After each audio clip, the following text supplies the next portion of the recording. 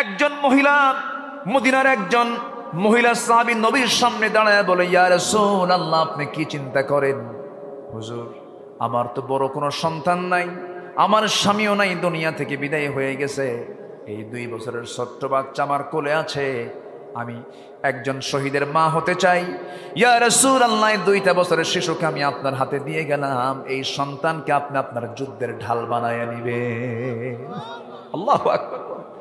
আমার নবীজির কলিজা ভরে গেছে। ওইদিকে আমার নবীজি দেখতে পেলেন দূর থেকে ছোট্ট 2টা বাচ্চা হেঁটে হেঁটে আসে।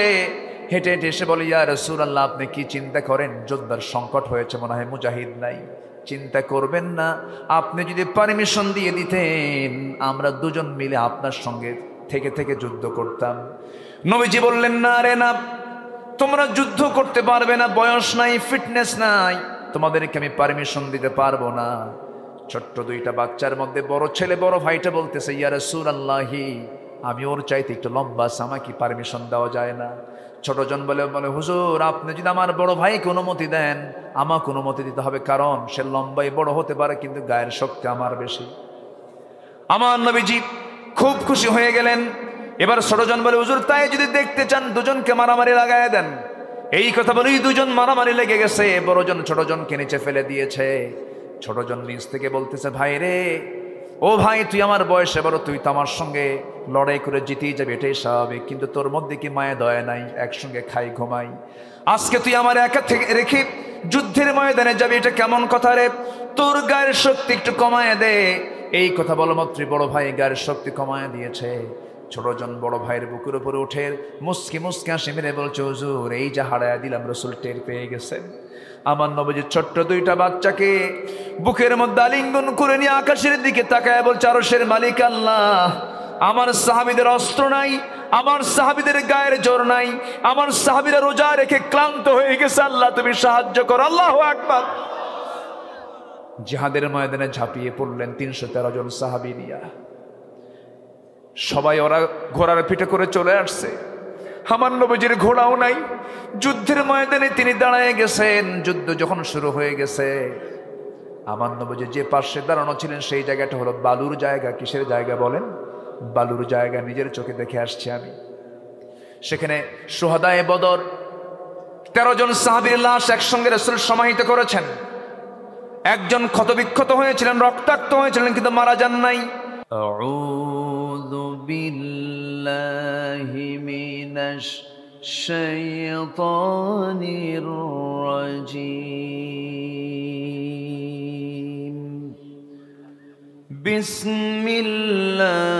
বিসমিল্লাহির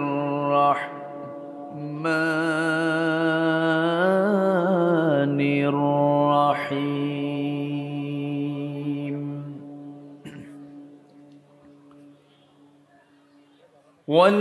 والذين آمنوا وهاجروا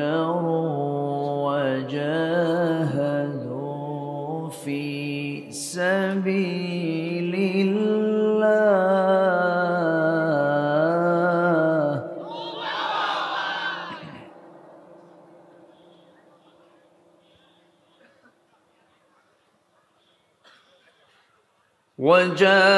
وجاهدوا في سبيل الله والذين آووا ونصروا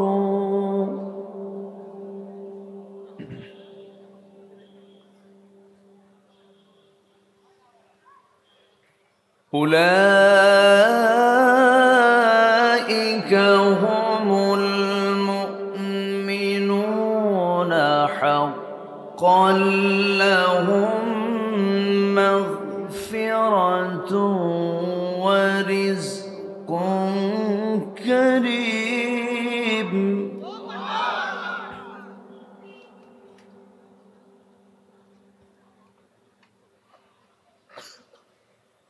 والذين آمنوا من بعد وهاجروا وجاهدوا معكم فأولئك أولئك منكم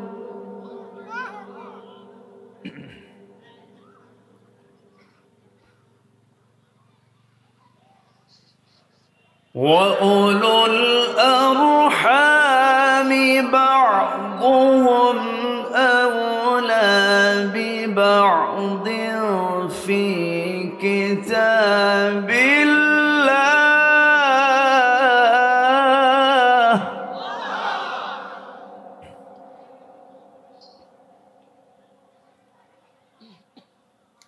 أولى ببعض في كتاب الله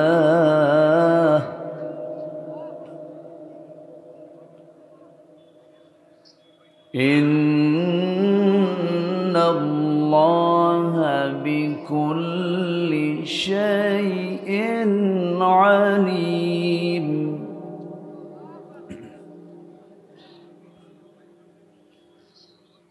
الله أكبر بسم الله الرحمن الرحيم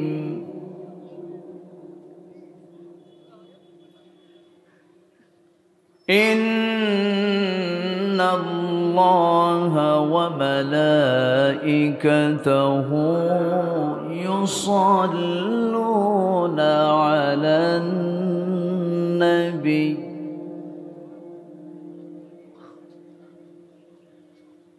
يا أيها الذين آمنوا صلوا عليه وسلموا تسليما اللهم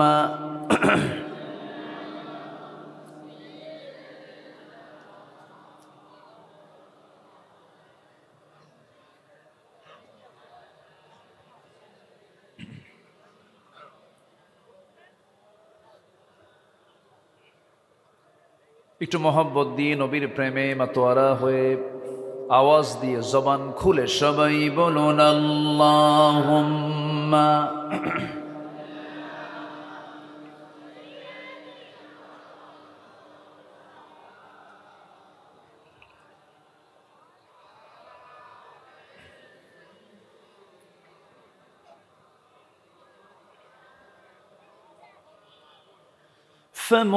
فمحمدنا هو سيدنا فمحمدنا هو سيدنا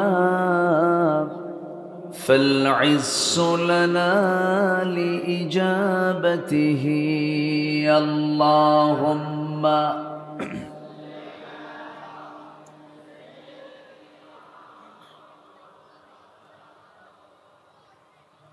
وعلى آل سيدنا সবাই বলুন بلغ العلا بكماله كشف التجى بجماله حسنت جميع خصاله سلوا سراج الملة تمهي فخر دو عالم دلبار مولاه شريف الأنبياء نسخاب كل أديان دغره بلغ العلا كشف التجى بجماله حسنت جميع خصاله سلوا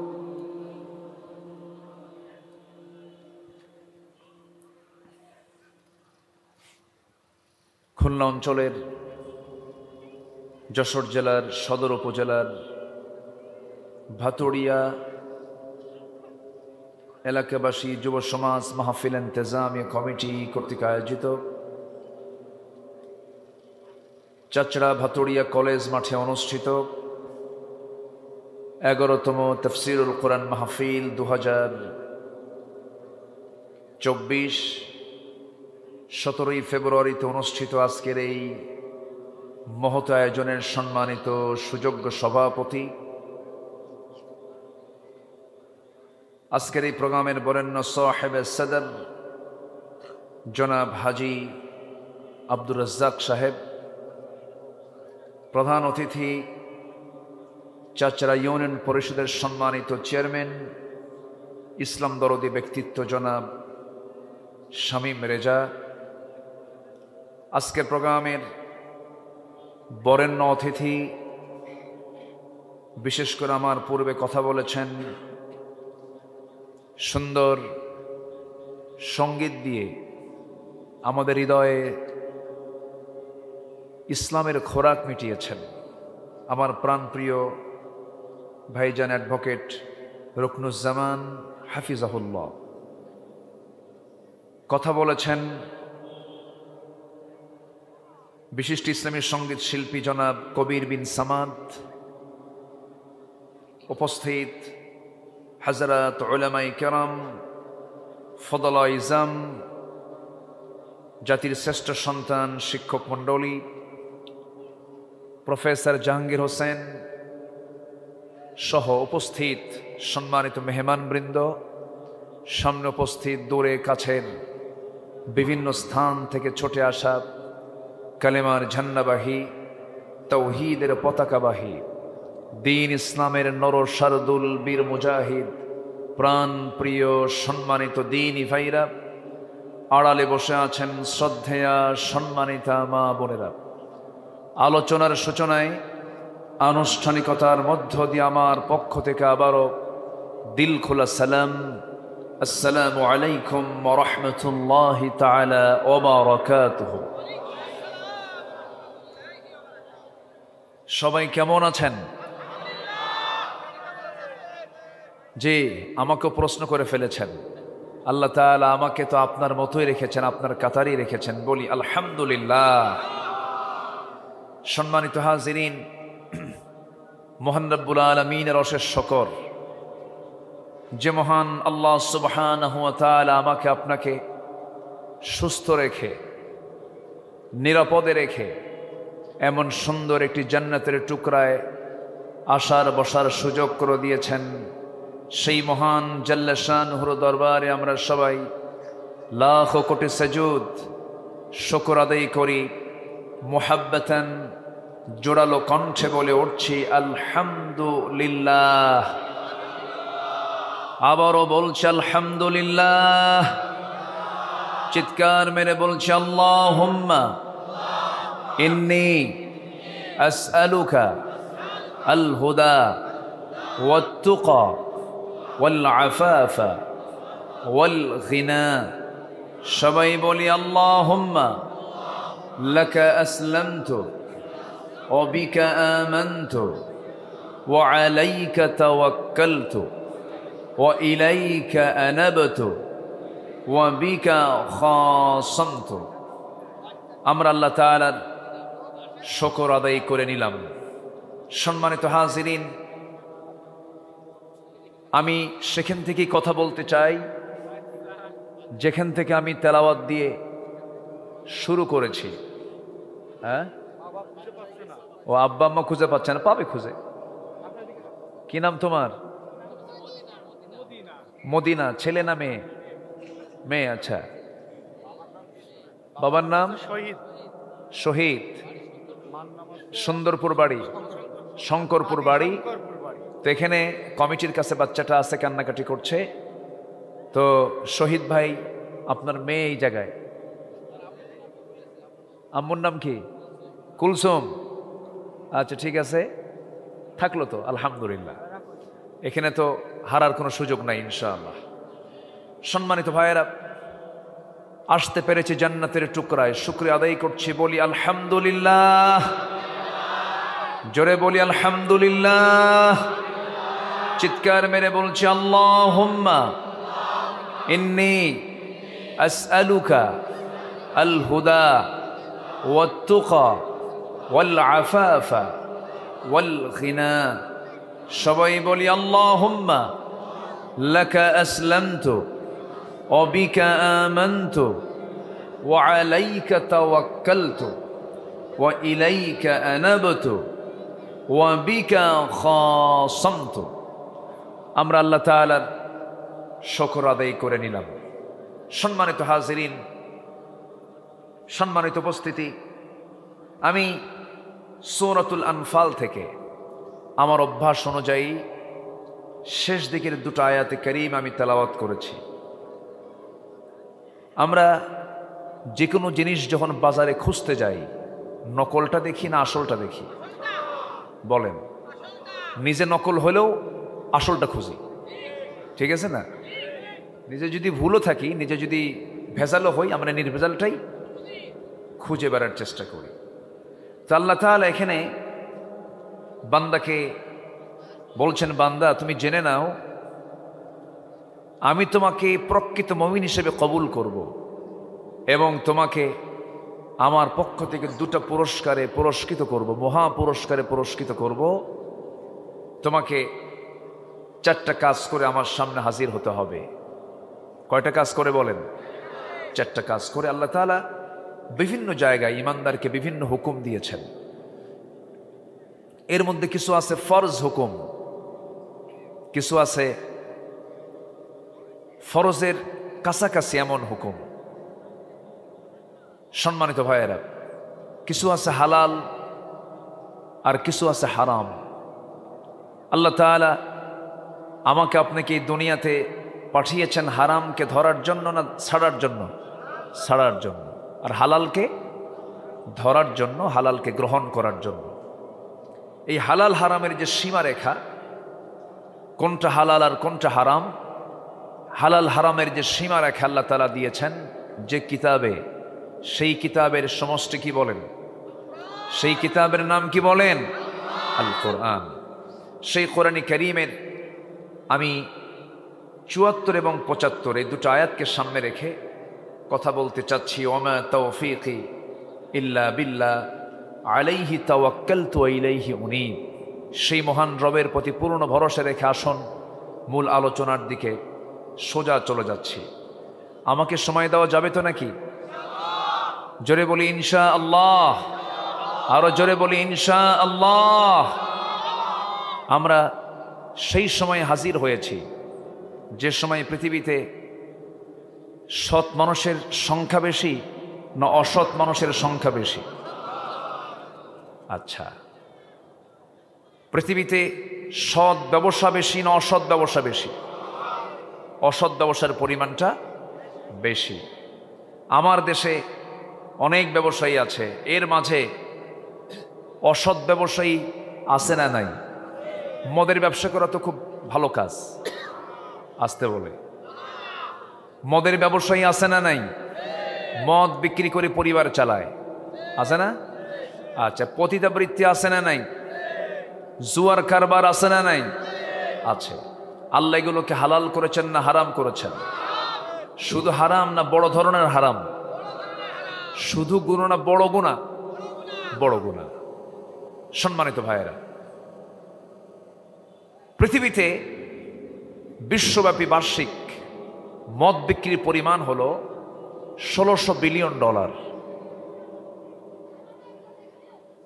জুয়ার কারবার বিশ্বব্যাপী বার্ষিক প্রায় $400 বিলিয়ন।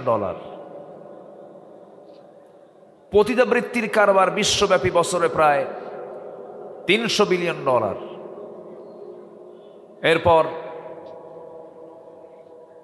কম্পিউটার গেমস, অবৈধ সোনা কারবারি, চোরা কারবারি, এই সমস্ত কারবারে, অস্ত্র বিজনেস, এই সমস্ত খাতে বিশ্বব্যাপী বার্ষিক বিজনেস হয় প্রায় আরো $200 বিলিয়ন। এই সব মিলে বার্ষিক এই মদ, জুয়া, পতিতা, তারপরে কি বলে কম্পিউটার গেমস, এই সমস্ত বিষয়ে প্রায় বৈশ্বিক বার্ষিক প্রায় বিজনেস হয় হচ্ছে $2685 বিলিয়ন। আমার দেশে এমন ব্যবসায়ী আছে না নাই? আচ্ছা বলেন তো, যারা এইগুলো বিজনেস করে, যারা এই জাতীয় ব্যবসা করে, তারা কি কখনো সমাজে, রাষ্ট্রে ইসলাম চালু হোক তারা কি চায়? আসতে বলে, তারা কি চায়? আপনি কি চান? আমরা কি চাই? ভালো করে বলেন, সবাই কি চান? আর যদি চান, যারা চায় না তাদের কি চেনা দরকার আছে না? আসতে বলে, তাদেরকে চেনার দরকার আছে না নাই? আচ্ছা, যে ইমানদার শত্রুকে চেনে না, তার ইমান আনা এখনো ভালো করে হয় নাই। অনেক ইমানদার আছে বলে আমার কোনো শত্রু নাই, আমি নিরপেক্ষ, আমার কোনো পক্ষ নাই। পৃথিবীতে সেই সবচাইতে বড় শয়তান যে বলে আমি নিরপেক্ষ, ঠিক কিনা? আমাকে পক্ষ নিতে হবে। কার পক্ষ? আসতে বলবেন না, কার পক্ষ? ইমানদার একটা পক্ষ না?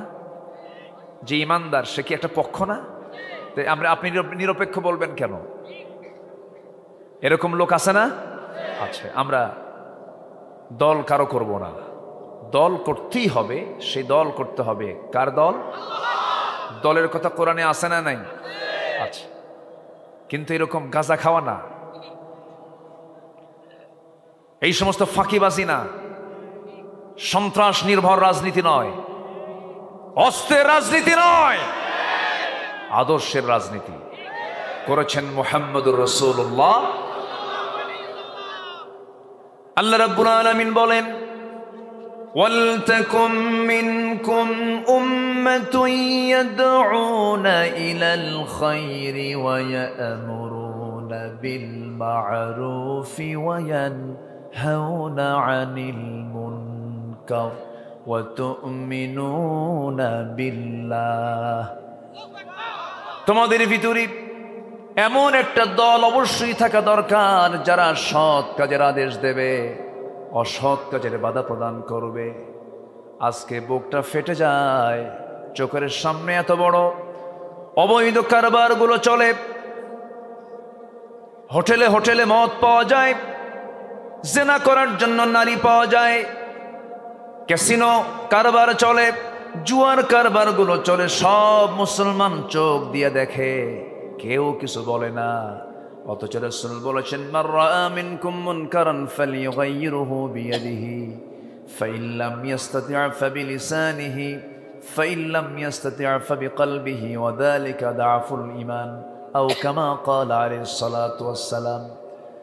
রাসূল বলেছেন, তোমাদের মাঝে যারা শরীয়ত বিরোধী, ইসলাম বিরোধী, দিন বিরোধী কোনো কাজ যদি সংগঠিত হতে দেখে, তার উচিত হলো প্রথমে সেটা হাতের দ্বারা প্রতিহত করা। কিসের দ্বারা বলেন?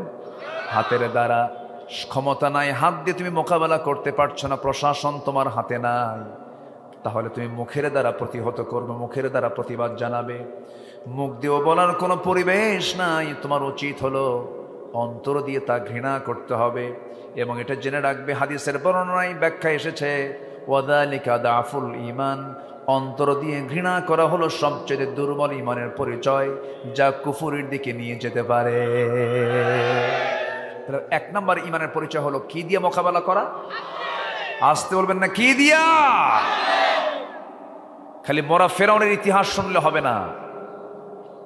খতিবরা শুধু মরা ফেরাউনের ইতিহাস কয়। তাজা ফেরাউন দুনিয়াতে আছে না নাই? এখনো দুনিয়াতে নব্য ফেরাউনরা আছে না নাই? আচ্ছা, যে ফেরাউন মারা গেছে সে ছিল জালিম, এখন তো জালিম লোক নাই। আসতে বলবেন না, আছে না নাই? ধর্ষণের সেঞ্চুরি করলে, আত্মস্বীকৃত ধর্ষণের সেঞ্চুরি করেছে একটা যুবক বখাটে। ইতিহাস সবার কম বেশি জানা আছে। ধর্ষণের সেঞ্চুরি করার পরে মিষ্টি বিতরণ করলো। তার শাস্তি হলো কি জানেন? দুষ্ট ছেলে, এগুলো করতে নেই। এটা হলো তার পানিশমেন্ট। আর 50টি বছর ধরে আমাদের পাখি, সুরের পাখি, কোরআনের পাখি, কি সমস্যা, অসুবিধা নাকি আপনাদের? আমাদের সুরের পাখি, আমাদের কোরআনের পাখি, তিনি কত খেদমত করে গেলেন, কত বেনামাজি নামাজি হলো, কত বাপ মার অবাধ্য সন্তান অনুগত হলো। আজকে পৃথিবীর এমন কোন দেশ নেই যার জন্য চোখের পানি ফেলে এখনো মানুষ কাঁদে না। যে দেশের মানুষ আমার মনে হয় বিগত 200 বছরের ইতিহাসে, আমার এটা জানা নাই, আলেমদেরকে ভালোবেসে শত শত মানুষ জীবন দিতে পারে, এটা বাংলাদেশের ইতিহাসে, নিকটবর্তী ইতিহাসে এটাই প্রথম ঘটনা।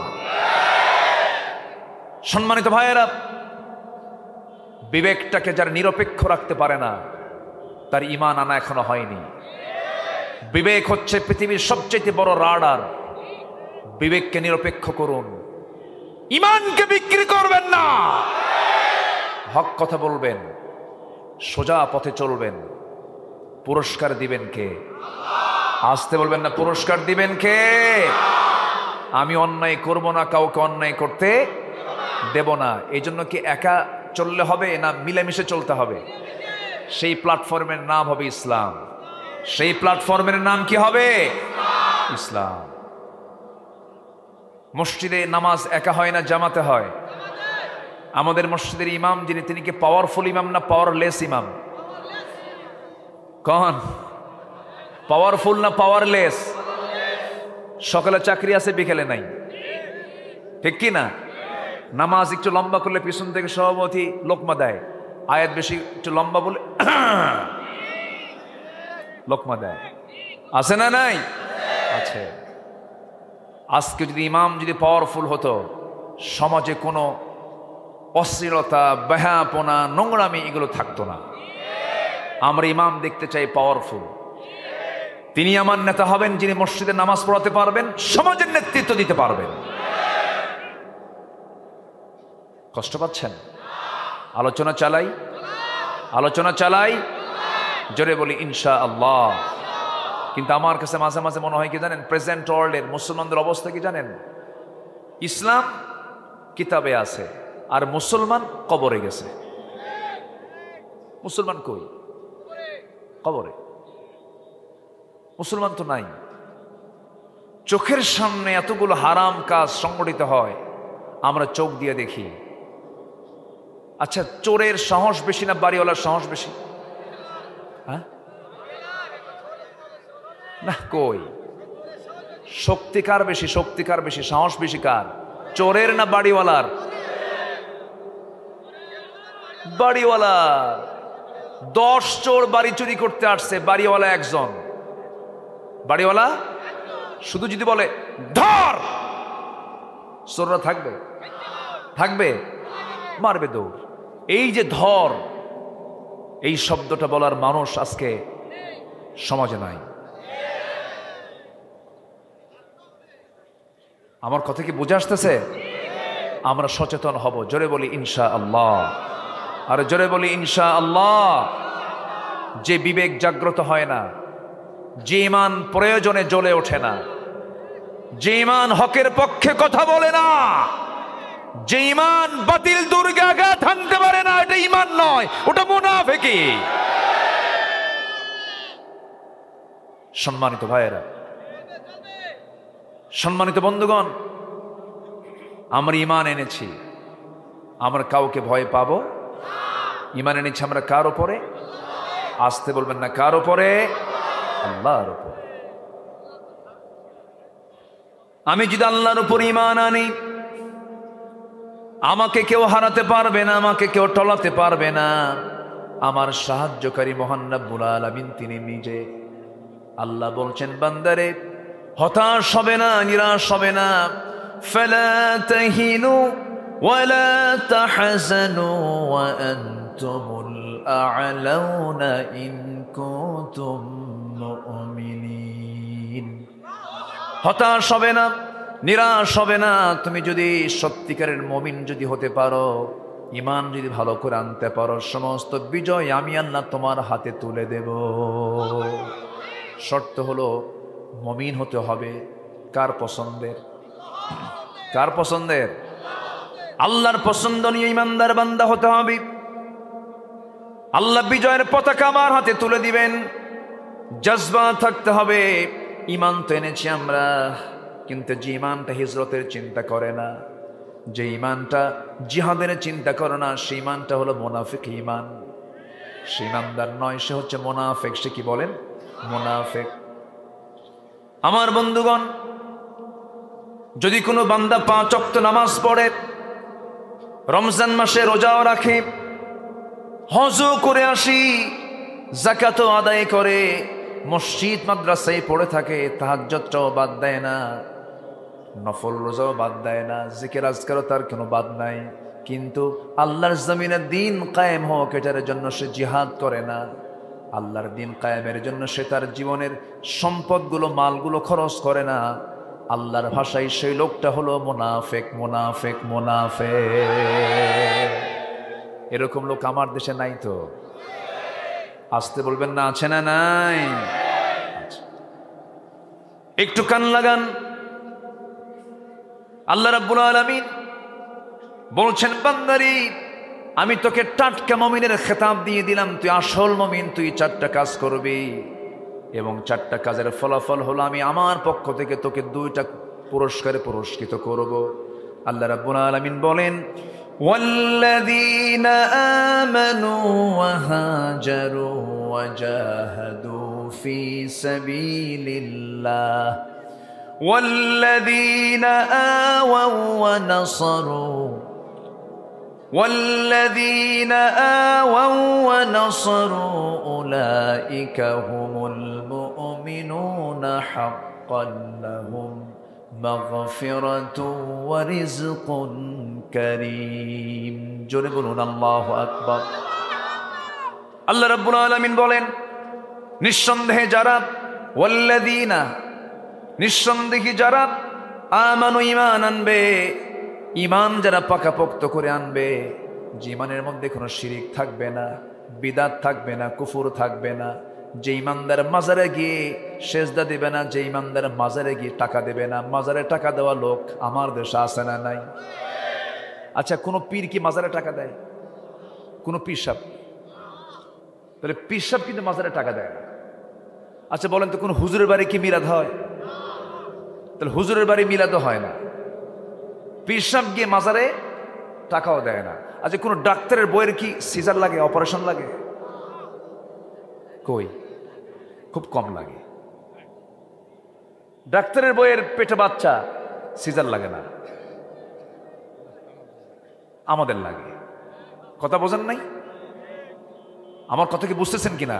তাহলে চিকিৎসকের বইয়ের সিজার লাগে না, পীরের মাজারে টাকা দেওয়া লাগে না, হুজুরের বাড়িতে মিলাদ হয় না। তাহলে বুঝে নিতে হবে কিন্তু বিষয়গুলো। আপনি মাজারে দিবেন কেন? টাকা দরকার কি? মরা লোকের না জিন্দা লোকের? টাকা কার দরকার? মরা লোকের না জিন্দা লোকের? জিন্দা লোকের। আপনি ফকিরকে দেন, ওয়া আম্মা সাইলা ফালা তানহার আলাম ইয়াজিদকা ইয়াতীমান ফাআওয়া, ইয়াতীমের দিকে আপনি তাকান। সবচেয়ে বড় বুজুর্গ আব্বা আম্মাকে লক্ষ্য করেন, আব্বা আম্মাকে বেদানা খাওয়ান, আব্বা আম্মাকে একটু আপেল কিনে খাওয়ান, আব্বা আম্মাকে শিশুবেলায় আমাকে আপনাকে যেমন করে লালন পালন করেছে তেমন করে লালন পালন করেন। আসল দোয়া কবুলের যারা মহাজন, যাদের দোয়া আল্লাহর দরবারে ডাইরেক্ট কবুল হয়, সে বাপ মার কোনো খবর নাই। খবর হলো নকল বাবার কাছে চলে যায়। আছে না নাই? আচ্ছা, সম্মানিত ভাইয়েরা, সম্মানিত বন্ধুগণ, যে ইমানের ভিতরে শিরিক থাকবে না, সেই ইমানদার কখনো জাহান্নামে যাবে না। আলহামদুলিল্লাহ বলেন। আমরা শিরকের কাজে যাব, বাচ্চা হয় না, চাইবো কার কাছে? ব্যবসায় মন্দা, চাইবো কার কাছে? এমনকি জুতার ফিতা ছিঁড়ে গেছে, আগে বলবো কার কাছে? জুতার ফিতা, তাও চাইবো কার কাছে? আল্লাহর কাছে। আল্লাহ কি দূরে? আসতে বলে, আল্লাহ কি দূরে? সবচেয়ে আমার কাছে কে? সবচেয়ে আমার প্রিয়কে? সবচেয়ে আমার আপনকে? সবচেয়ে আমার পরম চরম বন্ধুকে? আল্লাহ তাআলা। আমার বন্ধুগণ, সে আল্লাহর সঙ্গে মুহাব্বত যারা যত গভীর হয়ে যাবে, সে তত বেশি সাকসেস হয়ে যাবে। এই পৃথিবীতে কোন বান্দা সাকসেস আল্লাহ রাব্বুল আলামিন দু জায়গায় বলেছেন আমপারার ভিতরে। আল্লাহ রাব্বুল আলামিন বলেন قد أفلح من تزكى وذكر اسم ربه فصلى। আল্লাহ বলছেন ওই সমস্ত বান্দাগুলো সফল যে নফসের শুদ্ধতা আনতে পেরেছে, আল্লাহর জিকির করতে পেরেছে, 5 ওয়াক্ত নামাজ পড়তে পেরেছে। আজকে স্বাধীনতার 53 বছর চলছে, আজকে 17ই ফেব্রুয়ারি পার হয়ে যাচ্ছে, আজকে 53 বছর চলে গেল স্বাধীনতার। 18 কোটি মুসলমানের বাংলাদেশ। দুঃখজনক হলো সত্য, আমার দেশে নামাজি বেশি না বেনামাজি বেশি? সফলতা না ব্যর্থতা? মসজিদ হচ্ছে ঘন ঘন, মডেল মসজিদ দরকার বেশি না মডেল মুসল্লি দরকার বেশি? মডেল মুসল্লি বেশি দরকার। এমন মসজিদ আছে, বিশাল বড় মসজিদ, ফজরের সময় মুয়াজ্জিন আযান দিয়ে ফেলেছে, ফজরের জামাতে মোট 3 জন সংখ্যা মুসল্লি, একজন ইমাম, একজন মুয়াজ্জিন আর একজন খাদেম, আর মুসল্লি নাই। আমি কি ভুল বলতেছি মুরব্বি? এটাই তো অবস্থা। একটা আদর্শ গ্রামের পরিচয় কি? ধরুন এটা কি ভাতকুড়া না? ভাতুরিয়া। এই ভাতুরিয়া গ্রামের 500 জন এই জায়গায় বাসিন্দা আছেন, 1000 জন বাসিন্দা আছেন, 500 ঘর 1000 ঘর আছে হয়তোবা ধরেন। একটা আদর্শ গ্রামের বৈশিষ্ট্য হলো এই গ্রামের যে মসজিদটা আছে, জোহরের মুসল্লি মসজিদে যত যা হবে তার চাইতে বেশি পরিমাণ হবে ফজরের মুসল্লি। কিন্তু ফজরে তো কোনো মুসল্লি নাই। কেন মুসল্লি নাই? কি জন্য মুসল্লি নাই? মেয়েদেরকে ব্যস্ত রেখেছে, ইন্ডিয়ান চ্যানেলগুলো দিয়া গোটা রাত পাড়ি দিয়ে দেয়, মেয়েরা চ্যানেলগুলো দেখে, আর পুরুষরা বাইরে আড্ডা মারতে মারতে রাত 1টা বেজে যায়, 2টা বেজে যায়, ফজরের আগ দিয়ে ঘুমাতে যায়। ফজর কাজা গেল, যার দিনটা ফজর কাজা দিয়ে শুরু হয় সেই দিনের মধ্যে কোনো বরকত আছে নাকি? বরিকালি উম্মতি ফি বুকুরিহা, আমার উম্মতের বরকতময় সময় হলো সকালবেলা। যে বান্দা সকালবেলার বরকত থেকে বঞ্চিত, সে প্রকৃত রহমত থেকে বরকত থেকে বঞ্চিত। আমার ভাইয়ের আগের যুগে দাদিকে আমি নিজের চোখে দেখেছি। আমার নিজের দাদি ফজরের আগে উঠে যেতেন। যখন ছোট আমি দেখতাম তিনি মুসাল্লায় বসে থাকতেন, বলতেন না না ও দাদা শোনো, হাত্তা তাতলু আশ-শামস, সূর্যোদয় না হওয়া পর্যন্ত আমার নবীজি মুসাল্লা থেকে তিনি কখনো উঠতেন না। এই কৃষ্টি কালচারগুলো চলে গেছে। ফরকানিয়া মাদ্রাসা বন্ধ হয়ে চালু হয়ে গেছে কেজি স্কুল, ঠিক কিনা? গ্রামে গ্রামে কোরআন তেলাওয়াতের যে একটা পরিবেশ ছিল, সেই পরিবেশগুলো বাদ পড়ে গেছে। সিলেবাসের মধ্যে আমূল পরিবর্তন এনেছে। আমরা জানি আমাদের জন্ম হলো পুরুষ এবং নারী থেকে, মেল এবং ফিমেল থেকে, কিন্তু এর পাশাপাশি এখন মেল, ফিমেল এবং ট্রান্সজেন্ডার ঢুকানো হয়েছে। ট্রান্সজেন্ডার মানে হলো রহিম রহিমা হবে, করিম করিমা হবে, হাবিব হাবিবা হবে, শরীফ শরীফা হবে। কি কথা বুঝতেছেন কি আপনারা? এগুলো যদি শিক্ষার সিলেবাসে দেয়, যারা এগুলো দিছে, যারা এগুলো ইনক্লুড করেছে, তারা কি মানুষ? আসতে বলেন, তারা কি মানুষ হতে পারে?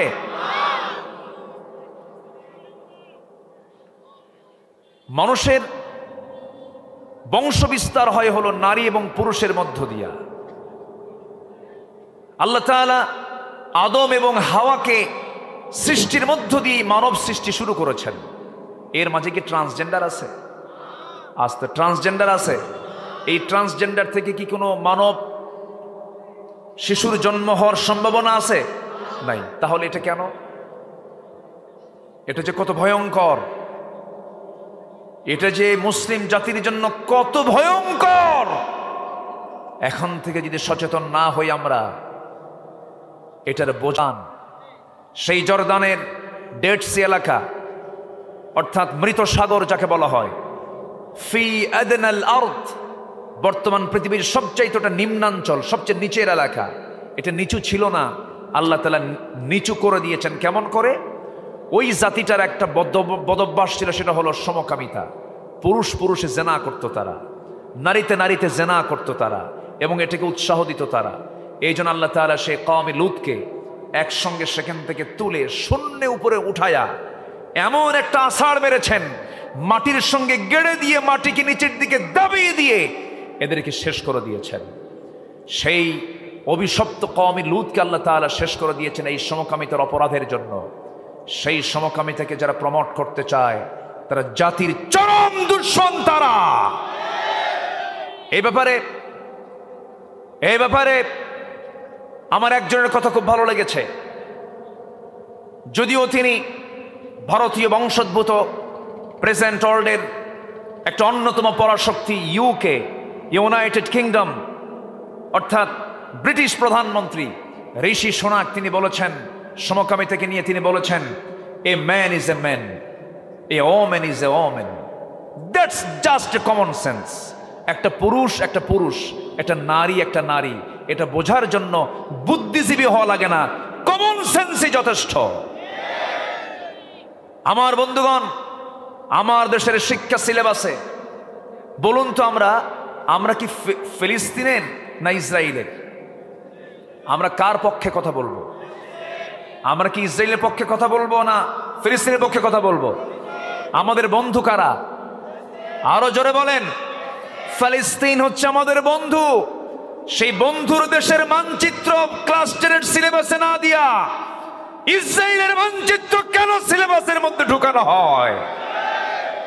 এই সমস্ত অন্যায়ের প্রতিবাদ করার দরকার আছে না নাই? রাজি আছেন কারা কারা? হাত উঁচু করে দেখান মুসলমান।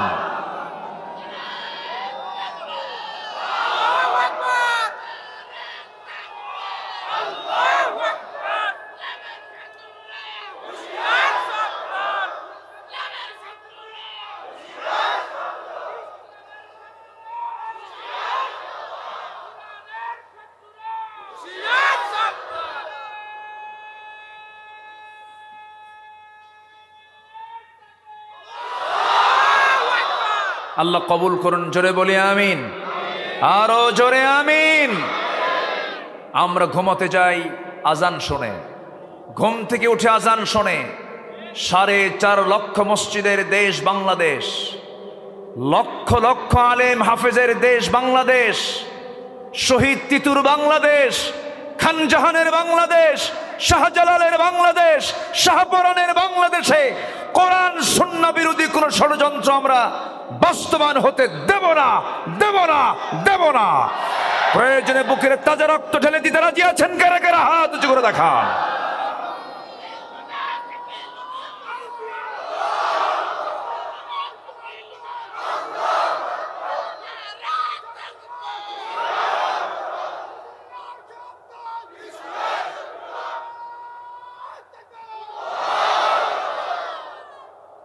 ভবিষ্যৎ আমি খুব ভয় পাই একটা বিষয়। আমরা বর্তমান যে দুনিয়াতে আছি, আমি আপনি তো দুনিয়া থেকে বিদায় নেব। আমার সন্তান তারা কি হবে? আমার প্রজন্ম তারা ইসলাম নিয়ে থাকতে পারবে কিনা? এই বিষয়ে আমাদের চিন্তা করার দরকার আছে না নাই? পার্থিব সম্পদ আগে রক্ষা করা দরকার না, ইসলামকে জমিনে বাস্তবায়ন করা দরকার। ইসলাম যদি টিকে থাকে আমার ভবিষ্যৎ প্রজন্ম টিকে থাকবে। এই জন্য ইসলাম কায়েমের জন্য আমাদের মুজাহাদা চেষ্টা করার দরকার, একার না সবার, একার না সবার। এই জন্য আল্লাহর আহ্বান হলো, আমি তোমাকে 2টা পুরস্কার দেব। 1 নাম্বার, ভালো করে ঈমান আনো, নামাজি হও, সত্যকে সত্য বলো, মিথ্যাকে মিথ্যা বলো, বৈধকে মেনে নাও, অবৈধকে প্রত্যাখ্যান করো, ঈমানটাকে লালন করো, কুফুরের দিকে যেও না, দুনিয়ার হিউম্যান লকে মানব রচিত মতবাদকে গ্রহণ করতে যেও না। নাম্বার 2 হলো, প্রয়োজনে দিনকে কায়েমের সংগ্রাম করতে গিয়ে যদি তোমাকে দেশ ছাড়তে হয় দেশও ছাড়ো। সুবহানাল্লাহ বলবেন না? যেরকম সুবহানাল্লাহ। দেশ ছেড়েছেন মুহাম্মদুর রাসূলুল্লাহ। মুহাম্মদুর রাসূলুল্লাহ তিনি কি কারো বাড়িতে আগুন লাগিয়ে দিয়েছিলেন? তিনি কি কাউকে খুন করেছিলেন? তিনি কি কাউকে কটু কথা বলেছিলেন? তিনি কি কাউকে গালমন্দ করেছিলেন? তিনি কি কোনো জাতির কোনো ক্ষতি করেছিলেন? যে লোকটাকে বলা হতো সাদেক আল আমিন, সেই লোকটাই হয়ে গেলেন ওই সমস্ত ব্যক্তির কাছে এত খারাপ কেন? রাসূল বলেছেন, আমি কোনো অন্যায় করব না, কাউকে অন্যায় হতে দেব না। এই জাতীয় হক কথাগুলো যখন বলা শুরু করলেন, ওই মদের দোকান নিয়ে যারা বসে, জুয়ার কারবার যারা নিয়ে বসে, সুদের কারবার নিয়ে যারা বসে, ওদের গায়ে সহ্য হয় নাই, দিয়েছে নবীর বিরুদ্ধে মামলা। কি দিয়েছে? এখনো সেই মামলা দেওয়ার মতো লোক আছে না নাই? আবু জাহেল চলে গেছে, আবু জাহেলের উত্তরসূরি আছে না নাই? আচ্ছা, রাসূলের বিরুদ্ধে মামলা হাঁকায় দিল, যাকে পায় তাকে মারে। নবীজি সাহাবে কেরামদের মধ্যে থেকে কিছু সাহাবীকে আবিসিনিয়ায় পাঠায়া দিলেন, যাও তোমরা, মক্কায় থাকার কোনো পরিবেশ নাই। নবীজির চোখের সামনে সবাইকে মেরে ফেলে। ইয়াসার পরিবারকে মেরেই ফেলা হলো, সুমাইয়াকে মেরে ফেলা হলো, শহীদ করে দেওয়া হলো। নবীজির একদিন স্বপ্ন, তিনি ভাবলেন সেজদা তো দেই, কাবাকে সামনে রেখে আল্লাহ তাআলা আমার কিবলা কাবা করে দিয়েছেন। তার প্রথম কিবলা ছিল বাইতুল আকসা, কিন্তু তার মন চাচ্ছিল বাইতুল আকসাটা কিবলা না হয়ে যদি বাইতুল হারাম হতো কত না ভালো হতো। ফাওয়াল্লি ওয়াজহাকা শাতরাল মাসজিদিল হারাম, আমার নবীজি কিবলামুখী হয়ে নামাজ পড়েন, কিন্তু যেই হারাম, যেই কাবাকে সামনে রেখে তিনি নামাজ পড়েন, সেই কাবার ভিতরে 360টা মূর্তি ওই কুরাইশরা রেখে দিয়েছিল। নাউজুবিল্লাহ। নবীজি নামাজ পড়েন কিন্তু তৃপ্তি পান না। নবীজি মনে মনে চিন্তা করলেন, মনে মনে সিদ্ধান্ত নিলেন, একটু ভিতরে যাব, ভিতরে দেখব। ভিতরে তিনি ঢোকেন নাই। ওই কাবার চাবি ছিল একজন ব্যক্তির হাতে, তার নাম হলো ওসমান বিন তালহা। মাথায় একটু নিয়ে রাখবেন, কথাগুলো মনে মনে একটু মাথায় লালন করবেন। আমি কি আলোচনা করব? ওসমান বিন তালহা রাদিয়াল্লাহু তাআলা আনহু, সেই সময় তো তিনি ইসলাম কবুল করেন নাই। আবু জাহেলের ধ্বজাধারী লোক ছিলেন তিনি। ওসমান বিন তালহার হাতে হলো কাবার চাবি। আমার রাসূল আসতে গিয়ে বললেন, ওরে ওসমান, আমি হলাম মুহাম্মদ সাল্লাল্লাহু আলাইহি ওয়াসাল্লাম, তোমার কাছে আমার একটা আরজি। সে আরজিটা হলো, তুমি যদি আমাকে কাবার চাবিটা দিতাম, আমি তৃপ্তি ভরে ভিতরে ঢুকে একটু সেজদা দিয়ে ধন্য করতাম আমার আল্লাহকে। আমার বন্ধুগণ, আমরা নামাজ পড়ি কোন দিক হয়ে? বলেন বলেন, কোন দিক হয়ে? পশ্চিম দিক। সবাইকে পশ্চিম দিক হয়ে নামাজ পড়ে নাকি? কেউ পড়ে উত্তর দিক হয়ে, কেউ পড়ে দক্ষিণ দিক হয়ে, কেউ পড়ে পূর্ব দিক হয়ে। আমার বন্ধুগণ, সব দিকেই কিবলা। যারা কাবা শরীফের পশ্চিমে থাকে তাদের কিবলা হলো পূর্বে, যারা উত্তরে থাকে তাদের কিবলা হলো দক্ষিণে, যারা দক্ষিণে থাকে তাদের কিবলা হলো উত্তরে, যারা পশ্চিমে, যারা পূর্বে থাকে তাদের কিবলা হলো পশ্চিমে। আমাদের কিবলা কোন দিকে? পশ্চিমে। কিন্তু কোনো ব্যক্তি যদি কাবার ভিতরে ঢুকে যায়, তখন তার কিবলা কোন দিকে? বলেন। আমার জীবনে বড় একটা শখ, আমি জীবনে বহু জায়গায় গিয়েছি, আমার বড় একটা শখ, সেটা হলো, আল্লাহ তুমি আমাকে জীবনে অন্তত একটা বার ওই তোমার প্রথম ঘরের ভিতরে ঢোকার সুযোগটা করে দিও। কেউ তো জোরে আমিন বললেন না। বহুবার চান্স নিয়েছি, এদিক সেদিক বহু তদবির করছি, কিন্তু কাম এখনো হয়নি। একটু দোয়া করবেন। যারা হজে গেছেন, সব জিনিস দেখতে পুরাতন মনে হয়, কিন্তু ওই কালো কাপড়ে মোড়ানো কাবার দিকে আপনি যতবার তাকাবেন মনে হয় আমি নতুন কিছু দেখছি। যদি বলি সুবহানাল্লাহ, ঠিক আছে না? মনে হয় নতুন নতুন কিছু দেখছি। রহমত নাজিল করেন কে? ওই সোজাই হচ্ছে আরশ আজিম। আল্লাহু আকবার বলেন। আরশ আজিমটা হচ্ছে ওই সোজা বাইতুল মামুর, একদম বরাবর হচ্ছে আরশ আজিম। পৃথিবীর নাভি, পৃথিবীর কি নাভি না, আমাদের যে নাভি আছে না, পৃথিবীর নাভি হলো কাবা, মূল সেন্টার ওটা। আমার নবীজির জন্ম হলো ওই কাবা ঘরের ঠিক দরজা বরাবর সামনের দিকে, পূর্ব দিকের তিনি বাসিন্দা। আমরাও কাবার কোন দিকের বাসিন্দা? বলেন, পূর্ব দিকের বাসিন্দা। তাহলে মিল আছে না নাই? আমার রাসূল যে দিকের বাসিন্দা ছিলেন, আমরাও সেই দিকের বাসিন্দা। আমার নবীজির মাথার চুল ছিল কালো কালো, কিন্তু ইউরোপ আমেরিকার মানুষের মাথার চুলগুলো কালো না লাল? লাল সাদা। ওদের বুড়াকে আর যুবককে চেনা যায় না, সবার চুল এক সমান। কিন্তু আমার নবীর মাথার চুল ছিল কালো কুচকুচে, দাড়ি মোছগুলো ছিল কালো। আমার এই সাবকন্টিনেন্ট সহ আমাদের দেশের মানুষের মাথার চুলগুলো লাল না কালো? লাল না কালো? আমার নবীর চোখের মণি ছিল কালো। ইউরোপ আমেরিকার মানুষের চোখের মণি হলো সাদা, বিড়াল মার্কা চোখ। আমার নবীর চোখের মণি ছিল কালো। এই দেশের মানুষের অধিকাংশের চোখের মণিটা কি বলেন? কালো। তাহলে রাসূল ছিলেন পূর্ব দিকের বাসিন্দা, আমরা পূর্ব দিকের বাসিন্দা। নবীর মাথার চুল ছিল কালো, আমাদের চুলগুলো কালো। নবীজির চোখের মণি ছিল কালো, আমাদের চোখের মণিও কালো। নবীজির শরীরের চামড়াটা ছিল না কালো না ধলা, লালও বলা যাবে না, কালো বলা যাবে না, হলদেটে অথবা বাদামি কালার। না কালো বলা যাবে না ধলা বলা যাবে, এমন একটা বর্ণের রাসূল ছিলেন। আমেরিকা ইউরোপের মানুষগুলো ধবধবে সাদা, আবার আফ্রিকান মানুষগুলো নিগ্র কালো, কুচকুচে কালো। আমার নবীজি না ধলা ছিলেন না কালো ছিলেন। আমার দেশের মানুষগুলো ধলা না কালো? না ধলা না কালো। তাহলে কালারের মিল থাকলো, চোখের মিল থাকলো, চুলের মিল থাকলো। আমার দেশের মানুষ না লম্বা না খাটো, আমার নবীও ছিলেন না লম্বা না খাটো। চেহারায় মিল আছে, কালারে মিল আছে, চুলে মিল আছে, চোখে মিল আছে, বাসিন্দাতে মিল আছে। কিন্তু সব কিছু মিল থাকলে চরিত্রে মিল আছে নাকি? আসতে কয় চরিত্রে মিল আছে, কিন্তু ওগুলো মিল দরকার আগে না চরিত্রে মিল দরকার আগে? চরিত্রে মিল দরকার আগে।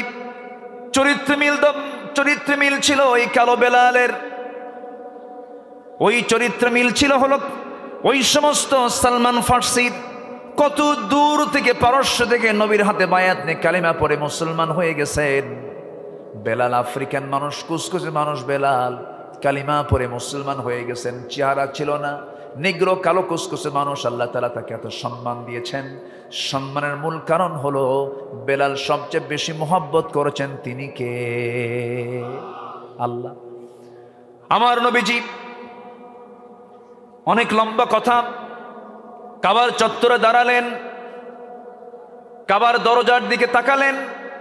দরজায় দেখতেছেন এখন একটা তালা মারা, তালা ঝুলতেছে। সেই ঝুলন্ত তালার দিকে তাকায় মনে মনে ভাবলেন, যদি একটু ভিতরে ঢুকতে পারতাম কতই না ভালো হতো। চাবিওয়ালার কাছে গিয়ে বলছেন, চাবিওয়ালা ওসমান, আমাকে একটা বারের জন্য চাবিটা দেওয়া যায় নাকি? আমি একটু ভিতরে ঢুকতে চাই। ওসমান বিন তালহা রাসূলকে একটা ধাক্কা মারলো। নবীজি মুখ থুবড়ে পড়ে গেলেন। আস্তে করে দাঁড়ায় বলছেন, ওসমান, আজকে তোমার ক্ষমতা বলে, তোমাদের পাওয়ার বলে আমাকে আজকে ধাক্কা মেরে জমিনে ফেলে দিলা। তুমি কি জানো ওসমান, একদিন দেখতে পাবে ওই কাবার চাবি আল্লাহ তাআলা আমার হাতে তুলে দিয়েছে। জোরে কান সুবহানাল্লাহ। আজকে যে লোকগুলোকে গোটা পৃথিবীর দেশে দেশে মুসলিম রাষ্ট্রগুলোর দিকে আপনি তাকায় দেখেন, যারাই জমিন আল্লাহর দিন কায়েম করতে চায়, তাদের হাতে যারা আজকে হ্যান্ডকাপ পরাচ্ছেন, বেশি দিন অপেক্ষা করতে হবে না। যাদের হাতে আজকে হ্যান্ডকাপ লাগাচ্ছেন তারাই আগামী সময়ে তারাই দেশ চালাবে, ঠিক কিনা? তারাই দেশ চালাবে ইনশাআল্লাহ। বলেন আমার বন্ধুগণ, রক্ত বৃথা যায় না। দিনের পথে যারা রক্ত ঝরে, এটা হলো উর্বরতা বৃদ্ধির জন্য, দিনকে বিজয়ীর জন্য আল্লাহ তাআলা রক্ত চান, ঘাম চান, শ্রম চান, ইবাদত চান। এই বাংলার জমিনে হাজারো শহীদের রক্ত ঝরেছে। এই জমিনে আল্লাহর দিন কায়েম হবে ইনশাআল্লাহ। সেদিন বেশি দূরে নয়। জোরে বলি ইনশাআল্লাহ, বলি ইনশাআল্লাহ। আসবে দিন, আসবে দিন, জোরে বলি ইনশাআল্লাহ। এমনকি আশা করি না আমরা? আমার নবীজি যখন এই কথা বললেন, ওসমান বিন তালহা চট করে তার মাইন্ড ঘুরে গেল। নবীর দিকে হয়ে বলতেছে, মুহাম্মদ, আমি তোমাকে চাবিটা দেব, কারণ তুমি তো সত্য কথা বলো, তোমার হাতে এই কাবার চাবি আসবে একদিন। কিন্তু আমি যে তোমাকে চাবি দিলাম এটা যেন আবু জেহেল না জানে। কে না জানে? আবু জেহেল না জানে। জানলে তো প্যাঁচ লেগে যাবে। ও যেন না জানে। আচ্ছা ঠিক আছে, জানবে না। আমার নবীজি কাবার চাবিটা হাতের মধ্যে নিলেন, নিয়ে তালা খুললেন, ভিতরে ঢুকে দেখেন সাজানো লাত, মানত, ওজ্জা, হবল এগুলো সহ প্রায় 360টা মূর্তি ওই পত্তলিকরা, কোরাইশ পত্তলিকরা তারা সাজিয়ে রেখেছে। কার ঘরে বলেন তো? আমার নবীর দেহে ইব্রাহিমের রক্ত না? কার রক্ত? কার রক্ত বলেন? ইব্রাহিম আলাইহিস সালাতু ওয়াস সালাম মূর্তিগুলো দেখে কি সহ্য করতে পারছিলেন? কি করছিলেন? মূর্তি দেখা মাত্রই প্ল্যান করলেন। সবাই বলল, ইব্রাহিম চলো আমরা এই শহর ছেড়ে অন্য একটা শহরে যাব, মেলায় যাব। উনি বলেন, ইন্নী সাকিব, আমি যাব না। কেন? অসুস্থ। কি অসুস্থ? মূর্তি ভাঙ্গা অসুস্থ। কি অসুস্থ? মূর্তি ভাঙ্গা অসুস্থ। ইন্নী সাকিম, এটা মাহজুফ, এটা উনি প্রকাশ করলেন না, এটা আড়ালে উনি মনে মনে চিন্তা করছেন। সব চলে গেছে। ঢুকছেন উনি মূর্তির ঘরে, মেলাগুলো মূর্তি, হাতে নিচ্ছেন একটা কুড়াল। কুড়াল নিয়ে সবগুলোর মাথা সাইজ করে বড়টার সামনে এসে বলতেছে যে এতগুলো ভাঙলাম, তুই কথা কস না কেন? বড়টার গলায় ঝোলায় দিয়ে বলে আসলেন, তোর যখন বান্দার এসে বলবে ভাঙছে কি, তুই বলবি ইব্রাহিম, তুই বলবি ইব্রাহিম। আল্লাহু আকবার বলবেন না? অথচ তার বাপ ছিল একজন কি মূর্তি বানাতো, সে মূর্তির কারিগর, মূর্তি তৈরি করত, মূর্তি বানায়া মূর্তিগুলো বাজারে বিক্রি করত। তার ছেলে হচ্ছেন ইব্রাহিম। আল্লাহু আকবার বলেন। মূর্তি পূজকের ছেলে ইব্রাহিম মূর্তির বিরুদ্ধে কথা বলে, আর ইব্রাহিমের সন্তানরা আজকে মূর্তির পক্ষে কথা বলে। আবার ভুল বুঝবেন না যে হুজুর তো আজকে মূর্তির কথা বলে গেছে, যত আশেপাশে মন্দির আছে সব ভাঙ্গে সোজা। এই যে ক্যামেরা ট্যামেরা তো আছে, বোঝেন না কে কোন দিক দিয়ে কোন প্যাঁচের কথা বলে। আমি কিন্তু আবার এই কথা বলতে আসিনি। হিন্দু ভাইয়েরা যে মূর্তির পূজা করেন তাদের মন্দির আমরা পাহারা দেব, ঠিক কিনা? কিন্তু মুসলমান কখনো ওই সমস্ত শিরকের কাজে যেতে পারে না। আজকে মুসলমান বড় বড় কপাল, আজকে মুসলমান শিরকের সাগরে আজকে হাবুডুবু খাচ্ছে। ইব্রাহিম আলাইহিস সালাতু ওয়াস সালাম কঠিন পরীক্ষার সম্মুখীন হলেন। এই শিরকের বিরুদ্ধে কথা বলার কারণে শেষ পর্যন্ত তাকে নিক্ষেপ করা হলো। কোথায়? কোথায় নিক্ষেপ করা হয়েছিল? উনি কি কারোর সামনে মাথা নত করেছেন? কারোর সামনে মাথা নত করেছেন? সাহায্য করেছেন কে? আল্লাহ তাআলা। উনি জীবনে 3টা মিথ্যার আশ্রয় নিয়েছিলেন, হেকমতপূর্ণ। এটা মিথ্যা না, তিনি একটু কৌশলে হেকমত খাটায় কথা বলেছিলেন। নাম্বার 1 হলো, তাকে যখন বলা হলো চলো, উনি বলেন আমি অসুস্থ। নাম্বার 2 হলো, যখন বলা হয়েছিল সব ফেরত আসার পর নমরুদরা এসে যখন বলল ভাঙছে কে বলো তো, তখন সাইয়েদনা ইব্রাহিম বলেছিলেন ভাঙছে কে, এই প্রশ্ন আমাকে না করে তোমাদের রবকে প্রশ্ন করো। এই আর নাম্বার 3 হলো, তিনি আরেকটা জায়গায় তিনি হেকমতপূর্ণ মিথ্যা কথা বলেছিলেন, হেকমতপূর্ণ কথা বলেছিলেন। সেটা হলো যখন তিনি তার স্ত্রী সারা আলাইহিস সালাতু ওয়াস সালামকে সাথে নিয়ে হিজরত করতেছিলেন। ওয়াল্লাযীনা আমানু ওয়াহাজারু, হিজরতের পথে এক জালিম বাদশা তার স্ত্রীকে ধরে ফেলল। ওই বাদশার চরিত্র হলো কোন নারীকে পেলেই সে জোর করে ধরে নিয়ে তাকে ধর্ষণ করত। তো সারা আলাইহিস সালাতু ওয়াস সালাম তো নবীর বউ, নবীর বউ কি স্পর্শ করার ক্ষমতা আছে? আসতে ক্ষমতা আছে? ক্ষমতা নাই। যখন তাকে ধরে নিয়ে চলে যাচ্ছে সেই সময় প্রশ্ন করা হয়েছিল ইব্রাহিম এই মহিলার পরিচয় কি? তখন তিনি ভাবছিলেন যে বইয়ের কথা বললে তো আগে ভাগে নিয়ে যাবে। তখন তিনি বললেন যে এটা আমার বোন হয়। এটা আমার কি হয়?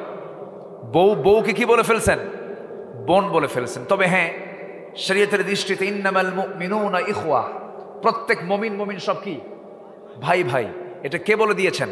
আল্লাহ বলে দিয়েছেন। কিন্তু এরপরেও তিনি হেকমতপূর্ণ কথা বলেছেন, কিন্তু এরপরও কোনো কাজ হলো না। রাজার লোকজন সারা আলাইহিস সালাতু ওয়াস সালামকে ধরে নিয়ে চলে গেছে। ধরে নিয়ে যাওয়ার পর তার যে অবৈধ অপকর্ম, যখন তার দিকে জেনার উদ্দেশ্যে যখন আগিয়ে যাচ্ছিল তখন তার 4 হাত পা অবশ হয়ে গেল। 2-3 দিন চেষ্টা করেও সে তার দিকে এগুতে পারল না। শেষ পর্যন্ত সেই জালিম রাজা বলল যে এই দরবারে আরেকজন নারী আছে, সেই নারীর কাছে আমি যেতে পারি না। সারা, আমি তোমাকেও মুক্ত করলাম এবং তোমার সাথে ওই মহিলাকেও দিয়ে দিলাম। ওই মহিলা হচ্ছেন হাজরা আলাইহিস সালাতু ওয়াস সালাম। সারা আলাইহিস সালাতু ওয়াস সালাম হাজরা আলাইহিস সালাতু ওয়াস সালামকে সাথে করে নিয়ে স্বামীর সামনে হাজির হয়ে বলছেন, আমার স্বামী আল্লাহর পয়গম্বর, আমি সাথে একা আসছি না, আমার সাথে আরেকজনকে নিয়ে আসছি, খুব ভালো, খুব পরহেজগার, খুবই আবেদা সালেহা নারী, আপনি তাকে গ্রহণ করতে পারেন। তখন তার পরামর্শে, বড় বউয়ের পরামর্শে তিনি হাজরা আলাইহিস সালাতু ওয়াস সালামকে বিয়ে করলেন। কত লম্বা ইতিহাস, কত ত্যাগ, কত কুরবানির ইতিহাস তাদের জীবনে রয়ে গেছে। তারা হিজরত করেছেন, ইমানকে পাকাপোক্ত করেছেন, আগুনে নিক্ষিপ্ত হয়েছেন, কারোর সামনে মাথা নত করেন নাই। ঠিক কিনা বলেন? আমরা ইমান এনেছি, ইমান নিয়ে আমরা টিকে থাকবো। জোরে বলি ইনশাআল্লাহ, আরো জোরে বলি ইনশাআল্লাহ। সেই নবীর দেহে ইব্রাহিমের রক্ত, বলেন তো ওই মূর্তি দেখে কি তার মাথা ঠিক থাকার কথা? কিন্তু আমার নবীজি করলেন কি? আমার নবীজি মূর্তির দিকে তাকালেন, মনে মনে ভাবলেন ভেঙ্গে সব চুরমার করে আল্লাহর ঘরকে পবিত্র করে ফেলবো, সব ভেঙ্গে বের করে ফেলবো। কিন্তু পারলেন না, কারণ ওই মক্কা নগরের নগর পিতা সিটি মেয়র হলো আবু জেহেল। সিটি মেয়রকে আবু জেহেল। আবু জেহেলের হাতে র‍্যাব সিটা কোবরা, আবু জেহেলের হাতে সমস্ত পাওয়ার, সমস্ত ক্ষমতা। আবু জেহেল ক্ষমতায় আছে, রাসূল তো ক্ষমতায় নাই। তিনি যেগুলো ভেঙ্গে চলেছে সব বের করে দিবেন, আল্লাহর ঘরকে তিনি পবিত্র করে ফেলবেন, কিন্তু সেই ক্ষমতা তার নাই। তিনি পারলেন না। আস্তে করে তিনি মুখ ঘোরায় চলে আসলেন, কারণ তার কাছে ক্ষমতা নাই, তার কাছে পাওয়ার নাই। নবীজি মক্কার 13 বছর আল্লাহর ঘরের ভেতরে মূর্তি থাকা অবস্থায় তিনি সেজদা দিতে বাধ্য হয়েছেন, কারণ ক্ষমতা তার কাছে ছিল না। কিন্তু আল্লাহর কাছে পরক্ষণে তিনি আল্লাহর কাছে দোয়া করলেন। কি দোয়া? সবাই বলেন, ও কুর রাব্বি আদখিলনি মুদখালা সিদকিন ওয়া আখরিজনি মুখরাজা সিদকিন ওয়াজআলনি মিন লাদুনকা সুলতানান নাসীরা। আল্লাহ, তুমি আমাকে রাষ্ট্র ক্ষমতা দিয়ে দাও। আমার নবীজি মক্কায় টিকতে পারলেন না। শেষমেশ নবীর বিরুদ্ধে মামলা হলো, হত্যার হুলিয়া জারি হয়ে গেল, যেখানে পাবে মুহাম্মদকে মেরে ফেলবা। আমার নবীজি দিনের আলোতে পারলেন না, রাতের আধারে লুকোচুরি করে ঘর থেকে বের হয়ে গেলেন। একটা গুহার ভিতরে 3টা রাত 3টা দিন অপেক্ষা করলেন। বিশ্বনবীর সেই গুহার ভিতরে আল্লাহ পাক আমাকে বারবার যাওয়ার সুযোগ করে দিয়েছেন। দুর্গম সেই গুহার ভিতরে আমার নবীজি 3 দিন 3 রাত কাটালেন, যেখানে বালিশ নাই, চাদর নাই, কাঁথা নাই, কিচ্ছু নাই। কেন, কি জন্য? অন্য কোনো কারণ নয়। তিনি বলেছেন, সমাজের মধ্যে কোনো ইসলাম বিরোধী কাজ হতে দেব না। এই জমিনে থাকতে হবে কার বিধান? আসতে বলবেন না, কার বিধান? আল্লাহর বিধান। আমার নবীজির মতো মানুষ, মহামানব, নিজের বাড়িতে থাকতে পারলেন না, হিজরত করতে বাধ্য হলেন। হিজরত করে মদিনার দিকে রওনা দিলেন। বেশি দিন লাগলো না, মাত্র 1টা বছর যেতে না যেতে নবীর ইসলামকে, নবীর শিশু ইসলামকে দুনিয়া থেকে চিরতরে নিশ্চিহ্ন করার জন্য মদিনায় বসেছিল 3টা গোত্র, ইহুদি গোত্র, বনু নাজির, বনু কুরাইজা, বনু কাইনুকা। এই ইহুদির বাচ্চারা আজও আছে না নাই? আছে না নাই? নবীর মদিনার আশেপাশে ইহুদিদের বসবাস ছিল। আর এখন ইহুদির বসবাস কোথায়? বাইতুল আকসার আশপাশে। ওদের কোনো ভূখণ্ড ছিল না, নির্দিষ্ট কোনো ভূখণ্ড ছিল না। ওদেরকে অবৈধভাবে সেকেন্ড ওয়ার্ল্ড ওয়ারের পর, দ্বিতীয় বিশ্বযুদ্ধের পরে, যখন এডলফ হিটলার এট এ টাইম গ্যাস চেম্বারে তুলে 60 লক্ষ ইহুদিকে একদিনে মারছে। কত লক্ষ? 60 লক্ষ ইহুদিকে একদিনে তুলে গ্যাস চেম্বারে তুলে মেরে ফেলছে এডলফ হিটলার। খ্রিস্টান ছিল, জার্মানির লিডার। এডলফ হিটলার 60 লাখ ইহুদিকে মারার পর এরা পৃথিবীর বিভিন্ন জায়গায় ছড়িয়ে ছিটিয়ে ছিল। সবগুলোকে এক জায়গায় করে তৎকালীন ওই পরাশক্তিগুলো এক জায়গায় হয়ে তারা বলল যে এদেরকে একটা নির্দিষ্ট আবাসন কিছুদিনের জন্য তাদেরকে রাখা হোক, মানে জাস্ট ভাড়াটিয়া। ভাড়াটিয়া মানে কি? এখন আসি, এরপর আমরা চলে আসব, আর থাকবো না। এই শর্তে তারা করলো কি, ইসরায়েলের ওই জায়গায় এসে তারা বসতি করলো। ফিলিস্তিনের কিছু ভূখণ্ডে তারা জায়গা নিল। আজকে তাদের জায়নামাজ এত বড় বানাইছে, এখন ফিলিস্তিনি নাই। তারা এমন ভাবে তাদের কার্পেট বিছায় ফেলেছে, মুসলিম ভূখণ্ড এখন ছোট হয়ে গেছে, ভাড়াটিয়া হয়ে গেছে এখন বাড়িওয়ালা। সম্মানিত ভাইয়েরা, সম্মানিত বন্ধুগণ, বর্তমান পৃথিবীতে মুসলমানদের সবচাইতে বেশি দুশ্মনী করছে কারা বলেন? এক নাম্বার কারা বলেন? আরো জোরে, আরো জোরে। ইহুদিরা। সেই ইহুদির কিছু বন্ধু বান্ধব আমার দেশেও আছে না নাই? আসতে বলবেন না, আছে না নাই? যাদের কাছে ইহুদি ভালো লাগে, যাদের কাছে খ্রিস্টান ভালো লাগে, ভাবতে হবে এরা সবগুলো ইহুদি খ্রিস্টানদের পা চাটা গোলাম। আমার নবীজি মদিনায় গেলেন, ইহুদিরা বিভিন্ন প্যাঁচ লাগায় ফেললো। এক বছরে তারা প্যাঁচটাকে শক্ত বানায় ফেললো, টাইট বানায় ফেললো। কি করলো? কুরাইশদের সঙ্গে যোগ সাজস কইরা যুদ্ধের মুখোমুখি করে দিল রসুলের সাথে কুরাইশদের। আমার নবীজিও কুরাইশ, ওরাও কুরাইশ। কুরাইশরা রমজান মাসে, কোন মাসে বলেন? রমজান মাসে চলে আসলো সেই মক্কা থেকে 350 মাইল অতিক্রম করে বদর নামক প্রান্তরে। কি করবে? আল্লাহর দ্বীনকে তারা নিভিয়ে দেবার জন্য আসতেছে। রসুল ঈমান এনে সাহাবে কেরামকে সাথে নিয়ে হিজরত করে মদিনায় আসলেন। ওয়াল্লাযীনা আমানু ওয়াহাজারু ওয়াজাহাদু, যারা জিহাদ করবে কার পথে? আল্লাহর পথে। আমি কি দোয়া করে দেব? এই দু একজন করে যে ওঠে যায়,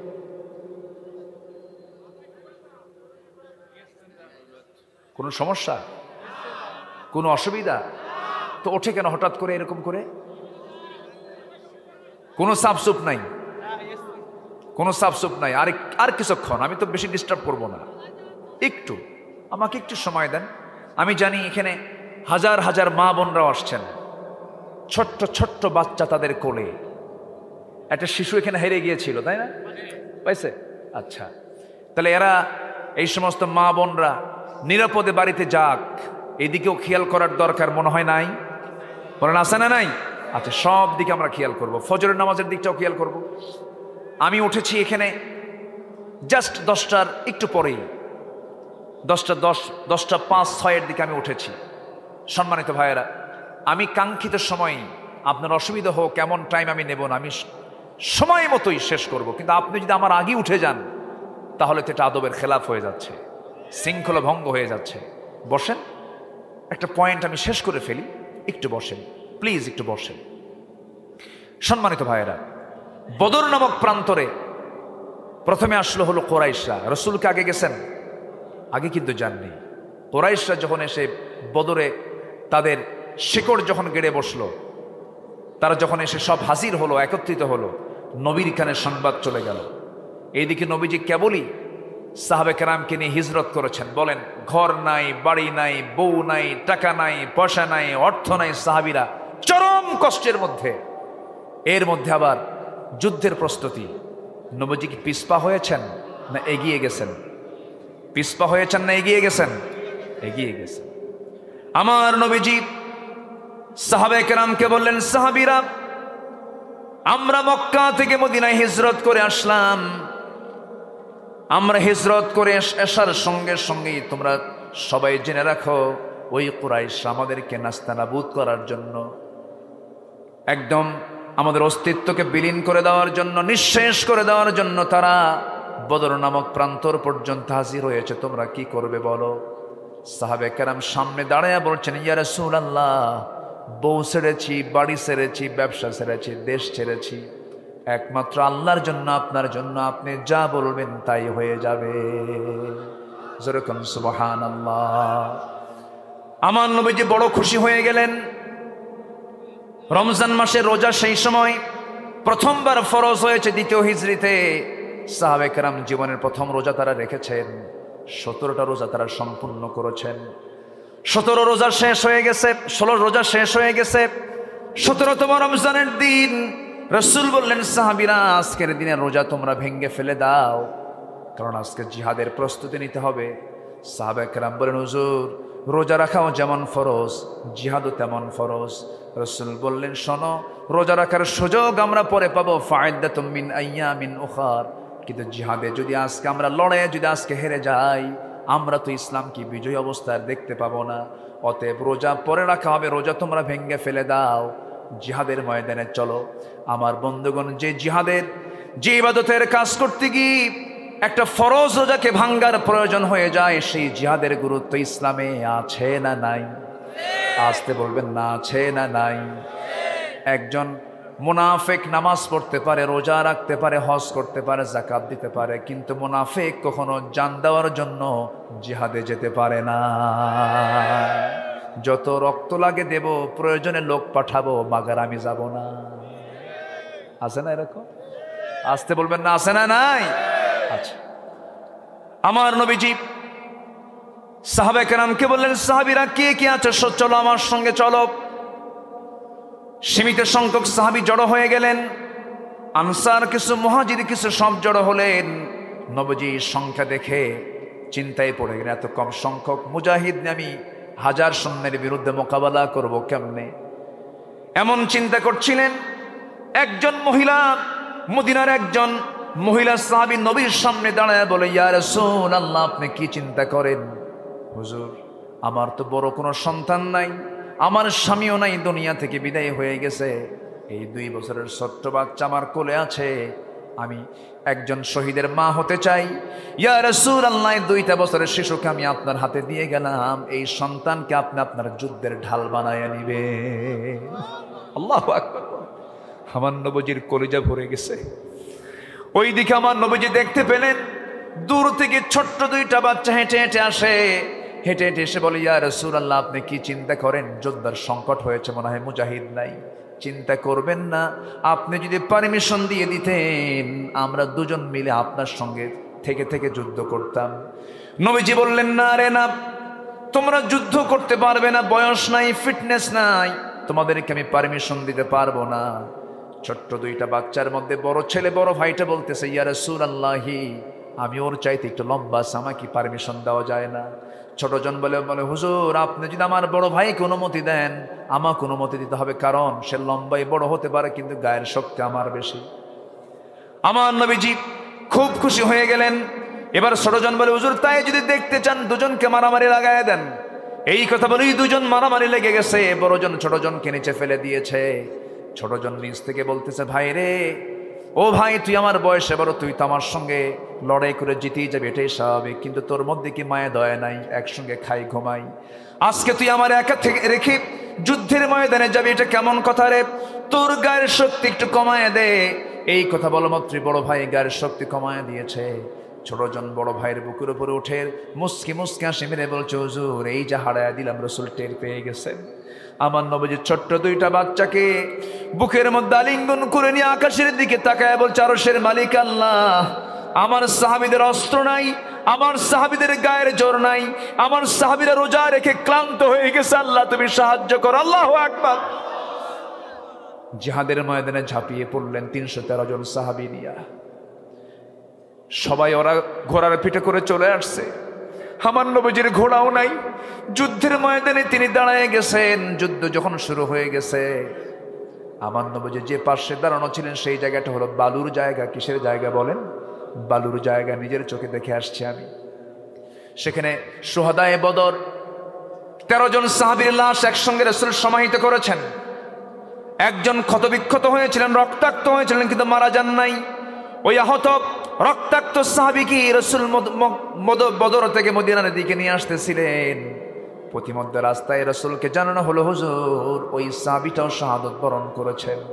রাসূল বললেন, দেরি করো না, ওই যদি পাহাড় দেখা যায়, পাহাড়ের চিপায় আমার সাহাবীকে সমাহিত করে দাও, সে জান্নাতের মেহমান। যেরকম সুবহানাল্লাহ।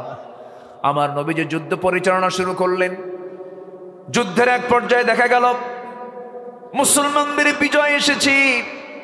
রাসূল সেদিন বলেছিলেন, ও আমার সাহাবীরা, এমন যুদ্ধে আমরা যাচ্ছি, সেই যুদ্ধে কেউ দেখবে কারো ভাইকে, কেউ দেখবে তার বাপকে, কেউ দেখবে তার ছেলেকে, কেউ দেখবে তার জামাইকে, কেউ দেখবে তার চাচাকে, এমন যুদ্ধে তোমার সবাই অংশগ্রহণ করতে পারবে নাকি? সাহাবায়ে কেরাম বললেন, ইয়া রাসূলুল্লাহ, আমরা কাউকে দেখব না, আমরা দেখব সবাইকে নবীর শত্রু মনে করে। জোরে বলেন সুবহানাল্লাহ। উবাইদ ইবনুল জাররাহ রাদিয়াল্লাহু তাআলা আনহু নিজের বাপকে দেখলেন, চোখে পানি চলে আসলো। আব্বাকে মারবো না, তরবারি গুটায় নিলেন। আবার তরবারি তিনি, নাঙ্গা তরবারি আবার তিনি মুক্ত করে বাপকে বাপ না মনে করে, শিরকের প্রতীক মনে করে বাবার গর্দান বরাবর হাঁকায়া দিলেন। মস্তক ছিটকে পড়ে গেল। সন্তান বাপকে দুনিয়া থেকে যখন বিদায় করে দিয়েছে, মুসলমানদের বিজয় নিশ্চিত হয়ে গেছে, ওবায়দার চোখে পানি। রাসূল বলছেন, ওবায়দার চোখে পানি কেন? কি হয়েছে ওবায়দার? হুজুর, ওবায়দার বাপ আজকে যুদ্ধে মারা গেছে। কেন? কে মেরেছো তোমরা? আমার প্রিয় সাহাবীর বাপকে। হুজুর, কেউ না, ওবায়দা নিজে মারছে। আমার নবীজি হাতটা আগায় দিয়ে বলছেন, ওবায়দা আমার বুকে আয়, আমার বুকে আয়, আজকে তোর জন্য আল্লাহর একটা জান্নাত অপেক্ষা করছে। যেরকম সুবহানাল্লাহ। এটার নাম ঈমান, এটার নাম হিজরত, এটার নাম জিহাদ। আমার নবীজি বললেন, দেখো তো কোন কোন কুরাইশরা, কোন কোন কাফেররা মারা গেছে। হুজুর, আবু জেলটাও মরছে, উতবা মরেছে, শাইবা মরেছে, ওয়ালিদ মরেছে, সব মরে গেছে। রাসূল বলেন, সবগুলো ৭০টারে একসঙ্গে বদর কূপের মধ্যে ফেলে দাও। একজন সাহাবী আবু জেহেলের মস্তক, খণ্ডিত মস্তক, চুল সহ নবীর সামনে হাজির করে বলছেন, ইয়া রাসূলুল্লাহ, এই যে আবু জেহেলের মস্তক আপনার সামনে হাজির করেছি। রাসূল বললেন, সব উম্মতের একটা করে ফেরাউন থাকে, আমার উম্মতের ফেরাউন আজকে আবু জেহেল খতম হয়ে গেছে। কূপের মধ্যে ফেলে দিলেন। ৭০ জন যুদ্ধবন্দী। কতজন? ৭০ জন। আবার সেই যুদ্ধে বন্দী হলো কুরাইশরা। এর মধ্যে আমার নবীর নিজের জামাই একজন, আমার নবীর আপন চাচা আব্বাস রাদিয়াল্লাহু আনহু একজন। তখন তিনি ইসলাম কবুল করেননি। বলেন, ইসলাম মানতে গেলে নিজের বাপও বিরোধী হতে পারে কিনা বলেন? নিজের বাবা বিরোধী হতে পারে কিনা বলেন? ভাই বিরোধী হতে পারে কিনা বলেন? দুঃখজনক হলো সত্য, আমার দেশে এমনও পরিবার আছে, এক পরিবারে ৪ ভাই ৪ দল করে। আছে না নাই? যে সরকার ক্ষমতায় থাকে, ওই ভাইয়ের কাছে ৩ ভাই গিয়ে বলে, ভাই তুমি ৫ বছর চালাও, যখন তুমি পতন হবে তোমার, তখন আমরা দেশ চালাবো, তখন আমরা তোমারে দেখব। এই সমস্ত চরিত্র নিয়ে জান্নাত পাওয়া যাবে না। এই সমস্ত চরিত্র নিয়ে জান্নাত পাওয়া যাবে না। আমার নবীজি দেখতে পেলেন তার আপন জামাই, বড় মেয়ের জামাই, তাকে পিঠ মোড়া দিয়ে বেঁধেছে, আপন চাচাকে পিঠ মোড়া দিয়ে বেঁধেছে। আমার নবীজি শুনতে পেলেন। নবীজি শোনার পরে বললেন, কি অবস্থা, কি করেছে? হুজুর, আপনার জামাই তো দড়ির বাঁধনটা একটু নরম করে দিছি, আপনার চাচার দড়ির বাঁধনটা একটু নরম করে দিয়েছি, শক্ত করে বাঁধি নাই, জামাই মানুষ তো একটু আস্তে বাঁধছে। খাবার দিয়েছি তাদেরকে, ওই ছাগলের গোশত আর রুটি দিয়েছি, আর বাকি সবাইকে খেজুর দিয়েছে। রাসূল বললেন, না, এটা যুদ্ধের নীতি নয়, সবার জন্য সমান পদ্ধতি অবলম্বন করা উচিত ছিল। দড়ির বাঁধন সবার জন্য নরম করে দাও, সবার জন্য রুটি আর ছাগলের গোশতের ব্যবস্থা করে দাও। আল্লাহু আকবার বলেন। রাসূল বলেন, না, স্বজনপ্রীতি চলবে না। একে একে সবার কাছ থেকে মুক্তিপণ নিচ্ছেন আর তাদেরকে মুক্তি দিয়ে দিচ্ছেন। সামনে পড়ে গেছে আপন চাচা আব্বাস। রাসূল বললেন, চাচা মুক্তিপণ দিতে হবে। আব্বাস বলতেছে, ভাতিজা তুমি আমার থেকেও নিবে, আমি তোমার বাবার ভাই, তো আমার থেকেও নিতে হবে। রাসূল বললেন, বাবার ভাই যদি হন তাহলে যুদ্ধ করতে আসছেন কেন ভাতিজার বিরুদ্ধে? আপনাকে আগে দিতে হবে। সাইয়েদনা আব্বাস তখন মিথ্যা কথা বলে ফেললেন যে আমার বাড়িতে দেওয়ার মতো কিছু নাই। আমার নবীজি মুস্কি হাসি মেরে বললেন, চাচা মিথ্যা কথা বলেন কেন? চাচি আম্মার কাছে কয়েকটা স্বর্ণের বার রেখে এসেছেন। সাইয়েদনা আব্বাসের চোখে পানি চলে আসলো। আব্বাস রাদিয়াল্লাহু আনহু বলছেন, ভাতিজা মুহাম্মদ রে, আর কতক্ষণ বেঈমান হয়ে থাকবো? তুই যে আল্লাহর নবী, কোনো সন্দেহ নাই, আমাকে তুই কালেমা পড়ায় দে। কালেমা পড়লেন তিনি। এবার জামাইয়ের পালা, আবুল আস, বড় মেয়ের জামাই আবুল আস। রাসূল বললেন, জামাই শোনো, তোমাকে মুক্তিপণ দিতে হবে। হ্যাঁ, খবরও দিয়েছি, মক্কায় চলে গেছে খবর, আসবে মুক্তিপণ, চলে আসবে। স্বামীর মুক্তিপণের জন্য আমার নবীজির বড় মেয়ে একটা প্যাকেট পাঠায় দিলেন। সেই প্যাকেটটা নবীর হাতে চলে আসলো। নবীজি প্যাকেটটা খুলেই দেখেন সুন্দর একটা গলার পেটা চেইন, গলার একটা হার তিনি দেখতে পেলেন। গলার হারটা দেখা মাত্রই নবীজির চোখের কোনা বেয়ে টপ টপ করে পানি পড়ছে। সবাই সাহাবীরা নবীজির কান্না দেখে বলছেন, ইয়া রাসূলুল্লাহি, আপনি তো এমনটা আচরণ কখনো করেন না। সামান্য গলার হার দেখে আপনি কাঁদেন কেন? আপনার কান্নার হেতুটা কি? আমার নবীজির সঙ্গে সঙ্গে বলছেন, সাহাবীরা, গলার হার দেখে তো আমি কান্দি না, এই গলার হারের যে মালিক খাদিজার কথা আমার মনে হয়ে গেছে, খাদিজার কথা মনে পড়ে আমার চোখে পানি চলে আসতেছে, এই জন্য আমি কান্দি। ও আমার সাহাবীরা, এই গলার হারটা পরে থাকতো আমার খাদিজা, তার বড় মেয়ের বিয়ের সময় তার নিজের গলার হারটা খুলে তার বড় মেয়েকে বিয়ের সময় সে উপহার দিয়েছিল। খাদিজার কথা আমার মনে পড়েছে, এই জন্য আমি কাঁদতেছি। সঙ্গে সঙ্গে সাহাবীরা বললেন, ইয়া রাসূলুল্লাহ, চিন্তা করবেন না, টেনশন করবেন না, ওই গলার হার আমরা নেব না। রাসূল বলেন, তাই যদি হয়, ও আবুল আস, আমার জামাই, আল্লাহর সিদ্ধান্ত চূড়ান্ত হয়ে গেছে, মুশরিকের ঘরে কোনো ইমানদার নারী সংসার করতে পারে না। তোমার মুক্তিপণ হলো তুমি মক্কায় চলে যাবে, আমার মেয়েকে তুমি তালাক দিয়ে দেবে, আমার মেয়ে আমার ঘরে চলে আসবে, তোমার সঙ্গে কোনো সম্পর্ক থাকবে না। কারণ ঈমান আছে, সম্পর্ক আছে, ঈমান নাই, আসতে পারে সম্পর্ক নাই। ইসলাম এমন একটা বিধানের নাম, পরিবার বিচ্ছিন্ন হয়ে যায়, ঈমান বিচ্ছিন্ন করা যাবে না, ঠিক কি না?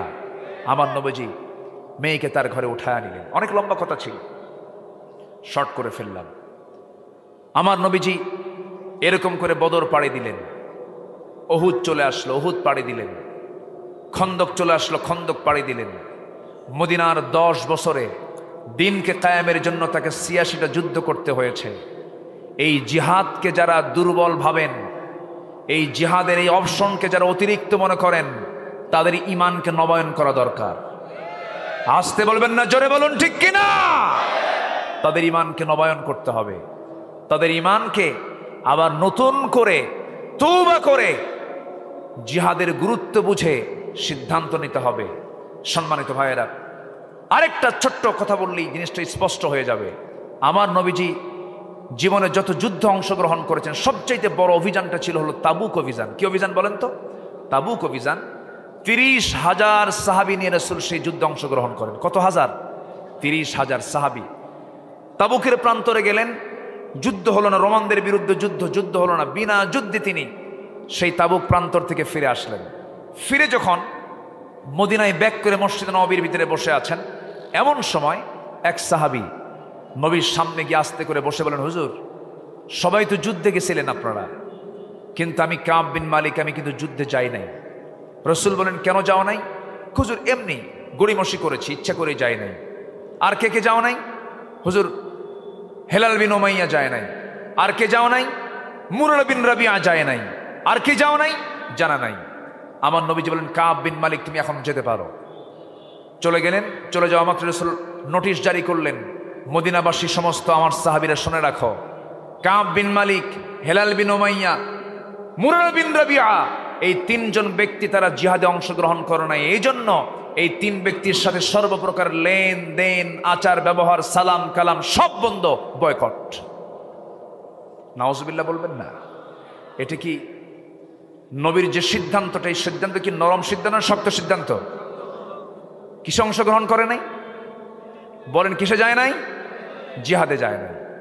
আমার নবীজি যখন এই কথা বলে ফেললেন, এই 3 সাহাবীর কানে যখন চলে গেছে কথাটা, কাব বিন মালিক তো শোনা মাত্র মানে পড়ে যাবেন সেন্সলেস হয়ে। দরজার কাছে গিয়ে দরজায় ডাকতেছেন বউকে, স্ত্রীকে ডাক দিয়ে বলেন, স্ত্রী আমার, আমি কাব বিন মালিক, দরজা খোলো। ভিতর থেকে স্ত্রী বলতেছে, স্বামী আমার, দরজা খুলবো, অবশ্যই আপনার ঘর, আপনার বাড়ি, দরজা তো খুলতে আমি বাধ্য, কিন্তু আমি দরজা খুলে আমি আপনাকে ঘরে ঢুকায় দিয়া পিছনের দরজা আমি বের হয়ে চলে যাব। কারণ যে ব্যক্তিকে রাসূল বয়কট করেছেন, সেই ব্যক্তিকে আমিও নিজেও বয়কট করতে বাধ্য হলাম। কাব বিন মালিক ঘরে ঢুকতে পারলেন না, চোখের পানিতে গাল ভিজে যায়। সামনের দিকে ছোট্ট 2টা বাচ্চা সন্তান, নিজের ঔরসজাত সন্তানগুলোকে আদর করবেন বলে ডাকতেছেন, বাচ্চাগুলো এদিকে আসো, আমি তোমাদেরকে একটু আদর করি। ছোট্ট 2টা বাচ্চা বলে, না না, যাবো না, তোমার আদর আমরা নেব না, কারণ তোমাকে রাসূল বয়কট করেছেন, আমরা তোমার সঙ্গে কথা বলবো না। বাড়ির বউ পর্যন্ত কথা বলা বন্ধ করে দিল, সন্তানরা কাছে আসে না। কাব বিন মালিক রাদিয়াল্লাহু তাআলা আনহুর কাছে আকাশটা যেন ভেঙে পড়ার মতো হয়ে গেল। হেলাল বিন উমাইয়ার বয়স ৭০ বছরের বুড়া মানুষ, নবীর চাইতে বয়সে বড়। নবীজি তার বিরুদ্ধে বয়কটের ডাক দিয়েছেন। যুদ্ধে কেন সে অংশগ্রহণ করলো না? হেলাল বিন উমাইয়া করলেন কি, বাড়ির ভিতরের দিকে শক্ত একটা দড়ি হাতের মধ্যে নিয়ে, নিজের হাতে দড়িটা নিয়ে এসে মদিনার মসজিদের সামনে খুঁটির সাথে দড়িটা লাগায় দিয়া নিজের হাত দুটা স্বেচ্ছায় বেঁধে ফেলে বলছেন, হেলাল রে, তোর মতো বড় আসামি জমিনে নাই, কারণ যার বিরুদ্ধে নবীজি বয়কটের ডাক দিয়েছেন। সালাম দেন হেলাল, কেউ উত্তর নেয় না। বুকটা ফেটে যায়, বুকটা তার একদম শেষ হয়ে যাচ্ছে, জ্বলে পুড়ে সারখার হয়ে যাচ্ছে। হেলাল বিন উমাইয়া শেষ পর্যন্ত চোখের পানি ফেলে ফেলে আল্লাহর কাছে তওবা করছেন। হেলাল বিন উমাইয়া তওবা করছেন, কাব বিন মালিক তওবা করছেন, মুরার বিন রাবিয়া সেজদার মধ্যে অজরে ঝাড়ায় কান্নাকাটি করে তওবা করছেন, আল্লাহ এই বিপদ থেকে আল্লাহ তুমি আমাদেরকে বাঁচায় দাও। তওবা করলাম আল্লাহ, জীবন আর এরকম জাতীয় ভুল করব না। নবীজি বয়কটের ডাক দিয়ে রেখেছেন, তাদের কোনো খোঁজ খবর পর্যন্ত রাখেন নাই। কিন্তু এই তিনজন সাহাবী ইখলাসের সাথে যে পরিমাণ তওবা করেছেন, সূরা তওবার প্রেক্ষাপট এটা। এই তিনজন সাহাবীর তওবা শেষ পর্যন্ত কেউ না গ্রহণ করলেও আল্লাহ তাআলা তিনজনের তওবা কবুল করে নিয়েছেন। নবীর কাছে যখন আয়াত নাজিল হলো, ওয়ালা সালাসাতিল্লাযীনা খুল্লিফু, হে রাসূল, ওই তিনজন সাহাবী যারা জিহাদের ময়দান থেকে দূরে ছিল, আমি আল্লাহ তাদের তওবা কবুল করে নিয়েছি। রাসূল সঙ্গে সঙ্গে বলছেন, ওমর, আমার কাব কোথায়? আমার কাবকে আমার সামনে নিয়ে আসো। কাব বিন মালিক চলে এলেন, হেলাল বিন উমাইয়া চলে এলেন, মুরারা বিন রাবিয়া চলে এলেন। তিনজনকে রাসূল জড়িয়ে ধরে বলছেন, আমার সাহাবীরা, আমি তোদেরকে মাফ করে নাই, কিন্তু আল্লাহ তোদেরকে মাফ করে দিয়েছেন। আমার বন্ধুগণ, এই জায়গা থেকে আমি আপনাকে ২-৩টা প্রশ্ন করবো, একটু চিন্তা করে উত্তর দিবেন। ওই তিনজন সাহাবীর নামাজের কি কোনো অভাব ছিল নাকি?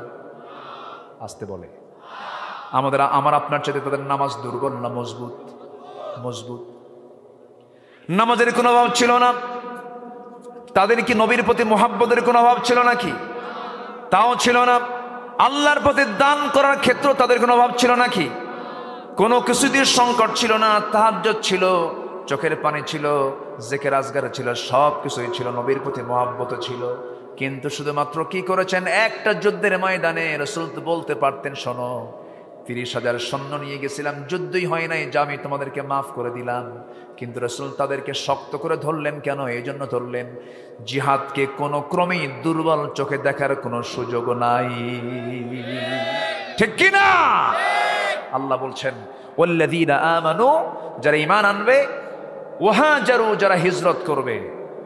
এই দুনিয়াতে যাদের ইসলামের জন্য যাদের মামলা, ভাবতে হবে তার পাসপোর্টে একটা করে ভিসা লাগতেছে। ঠিক কিনা? কোনো টেনশন নাই। ওয়াহাজারু ওয়াজাহাদু, যারা জিহাদ করবে কার পথে? ফি সাবিলিল্লাহ। ওয়াল্লাযীনা, এবং যারা আওয়াও, ওই মুজাহিদদেরকে যারা আশ্রয় দেবে, ও নাসরু, এবং সাহায্য করবে। দেখেন, আল্লাহ তাআলা জিহাদের অপশন আবার আর দুটো কাজ বাড়ায়া দিলেন। ঈমান আনবে, হিজরত করবে, জিহাদ করবে যারা, এবং যাদেরকে সাহায্য করবে এবং যারা তাদেরকে আশ্রয় দেবে। আল্লাহ তাআলা বলছেন, উলাইকা হুমুল মুমিনুনা হাক্কা, এরাই হলো টাটকা মুমিন। যেরকম সুবহানাল্লাহ, এরা কি টাটকা মুমিন। কি তামান্না সাহাবীদের মধ্যে কাজ করতো। এক অন্ধ সাহাবী নবীর কাছে গিয়ে বলে, হুজুর, যুদ্ধে সবাই মারা গেল, শহীদ হলো, আমি কি যাবো না? রাসূল বলেন, না, তুমি অন্ধ, তুমি পারবা না। রাসূল অনুমতি দেন নাই, সাইয়েদনা আবু বকর অনুমতি দেন নাই। সাইয়েদনা ওমর ফারুকের শাসন আমলে কাদেসিয়ার যুদ্ধ হয়, কাদেসিয়ার যুদ্ধ। সেই যুদ্ধে এই বুড়া সাহাবী এবং অন্ধ সাহাবী নবীর খুব প্রিয় সাহাবী ছিলেন। সাইয়েদনা ওমর ফারুকের সামনে যে ছোট বাচ্চার মতো হাউমাউ করে কান্দে আর বলে, ভাই ওমর, আমার বন্ধু অমক বদরে গেল, উহুদে গেল, সব যুদ্ধে শহীদ হয়ে জান্নাতের সেই নিয়ামতগুলো ভোগ করতেছে, আমি কোন দিন শহীদ হব? আমাকে খুব পারমিশন দেন, আমার বন্ধু বান্ধব সব তো জান্নাতে চলে গেছে, আমাকে পারমিশন দেন। সাইয়েদনা ওমর ফারুক মুস্কি হাসি মেরে বলতেছে, আমি দিতে পারবো না, কারণ রাসূল আপনাকে দেন নাই। সাইয়েদনা আবু বকর আপনাকে যুদ্ধের পারমিশন দেন, আপনি অন্ধ মানুষ, আপনি যুদ্ধ করবেন কেমন? আপনি চোখেই দেখেন না। এবার ওই অন্ধ সাহাবীর নাম হচ্ছে আব্দুল্লাহ ইবনে উম্মে মাকতুম বলছেন, ভাই ওমর, আমি জানি আপনি আমাকে এই প্রশ্ন করবেন, আমি উত্তর রেডি করে আনছি। কি উত্তর রেডি করে আনছেন বলেন? আব্দুল্লাহ ইবনে উম্মে মাকতুম বলছেন, উত্তরটা হলো, যুদ্ধের ময়দানে গিয়ে সবাই তো যুদ্ধ করে না, কেউ ওই যোদ্ধাদের, আহত যোদ্ধাদের সেবা করে, কেউ খাবারের আয়োজন করে, কেউ তাবু পাহারা দেয়, কেউ কালিমার ঝান্ডার সামনে হাতে নিয়ে দাঁড়ায় থাকে। আমি অন্ধ মানুষ, আমি তরবারি চালাতে পারবো না, আমি এটা জানি, কিন্তু অন্তত ওই কালিমার ঝান্ডা ধরার জন্য একজন ব্যক্তি তো সিলেকশন দিতে হবে। সেই ব্যক্তি অন্য কাউকে সিলেকশন না দিয়ে আপনি ওমর আমাকে সেই কালেমার ঝান্ডা ধরার সিলেকশন দিয়ে দেন। আমি কালেমার ঝান্ডা হাতে নিয়ে অন্ধ মানুষ সামনে আমি এক পায়ে দাঁড়িয়ে থাকবো, নড়াচড়া করব না। কাফের মুশরিকরা তীর লক্ষ্য করে আমার বুকে মেরে দেবে, বুক দিয়ে ঢুকে পিঠ দিয়ে তের বের হয়ে যাবে, রক্তাক্ত অবস্থা, আমি শহীদ হয়ে আল্লাহর জান্নাতে চলে যাব। ইতিহাস সাক্ষী তিনি সেই যুদ্ধে অংশগ্রহণ করলেন এবং শহীদের মর্যাদা নিয়ে দুনিয়া থেকে বিদায় নিলেন। যেরকম সুবহানাল্লাহ। জিহাদের গুরুত্ব আছে না নাই? আছে। এই চারটা কাজ আমরা করব। আল্লাহ তাআলা বলছেন, আল্লাহ তোমরা যদি এই কাজগুলো করতে পারো তাহলেই আল্লাহ তাআলা বলছেন লাহুম মাগফিরাহ, তার জন্য আছে সাধারণ ক্ষমা, ও রিজকুন কারীম, এবং সম্মানজনক রিজিক।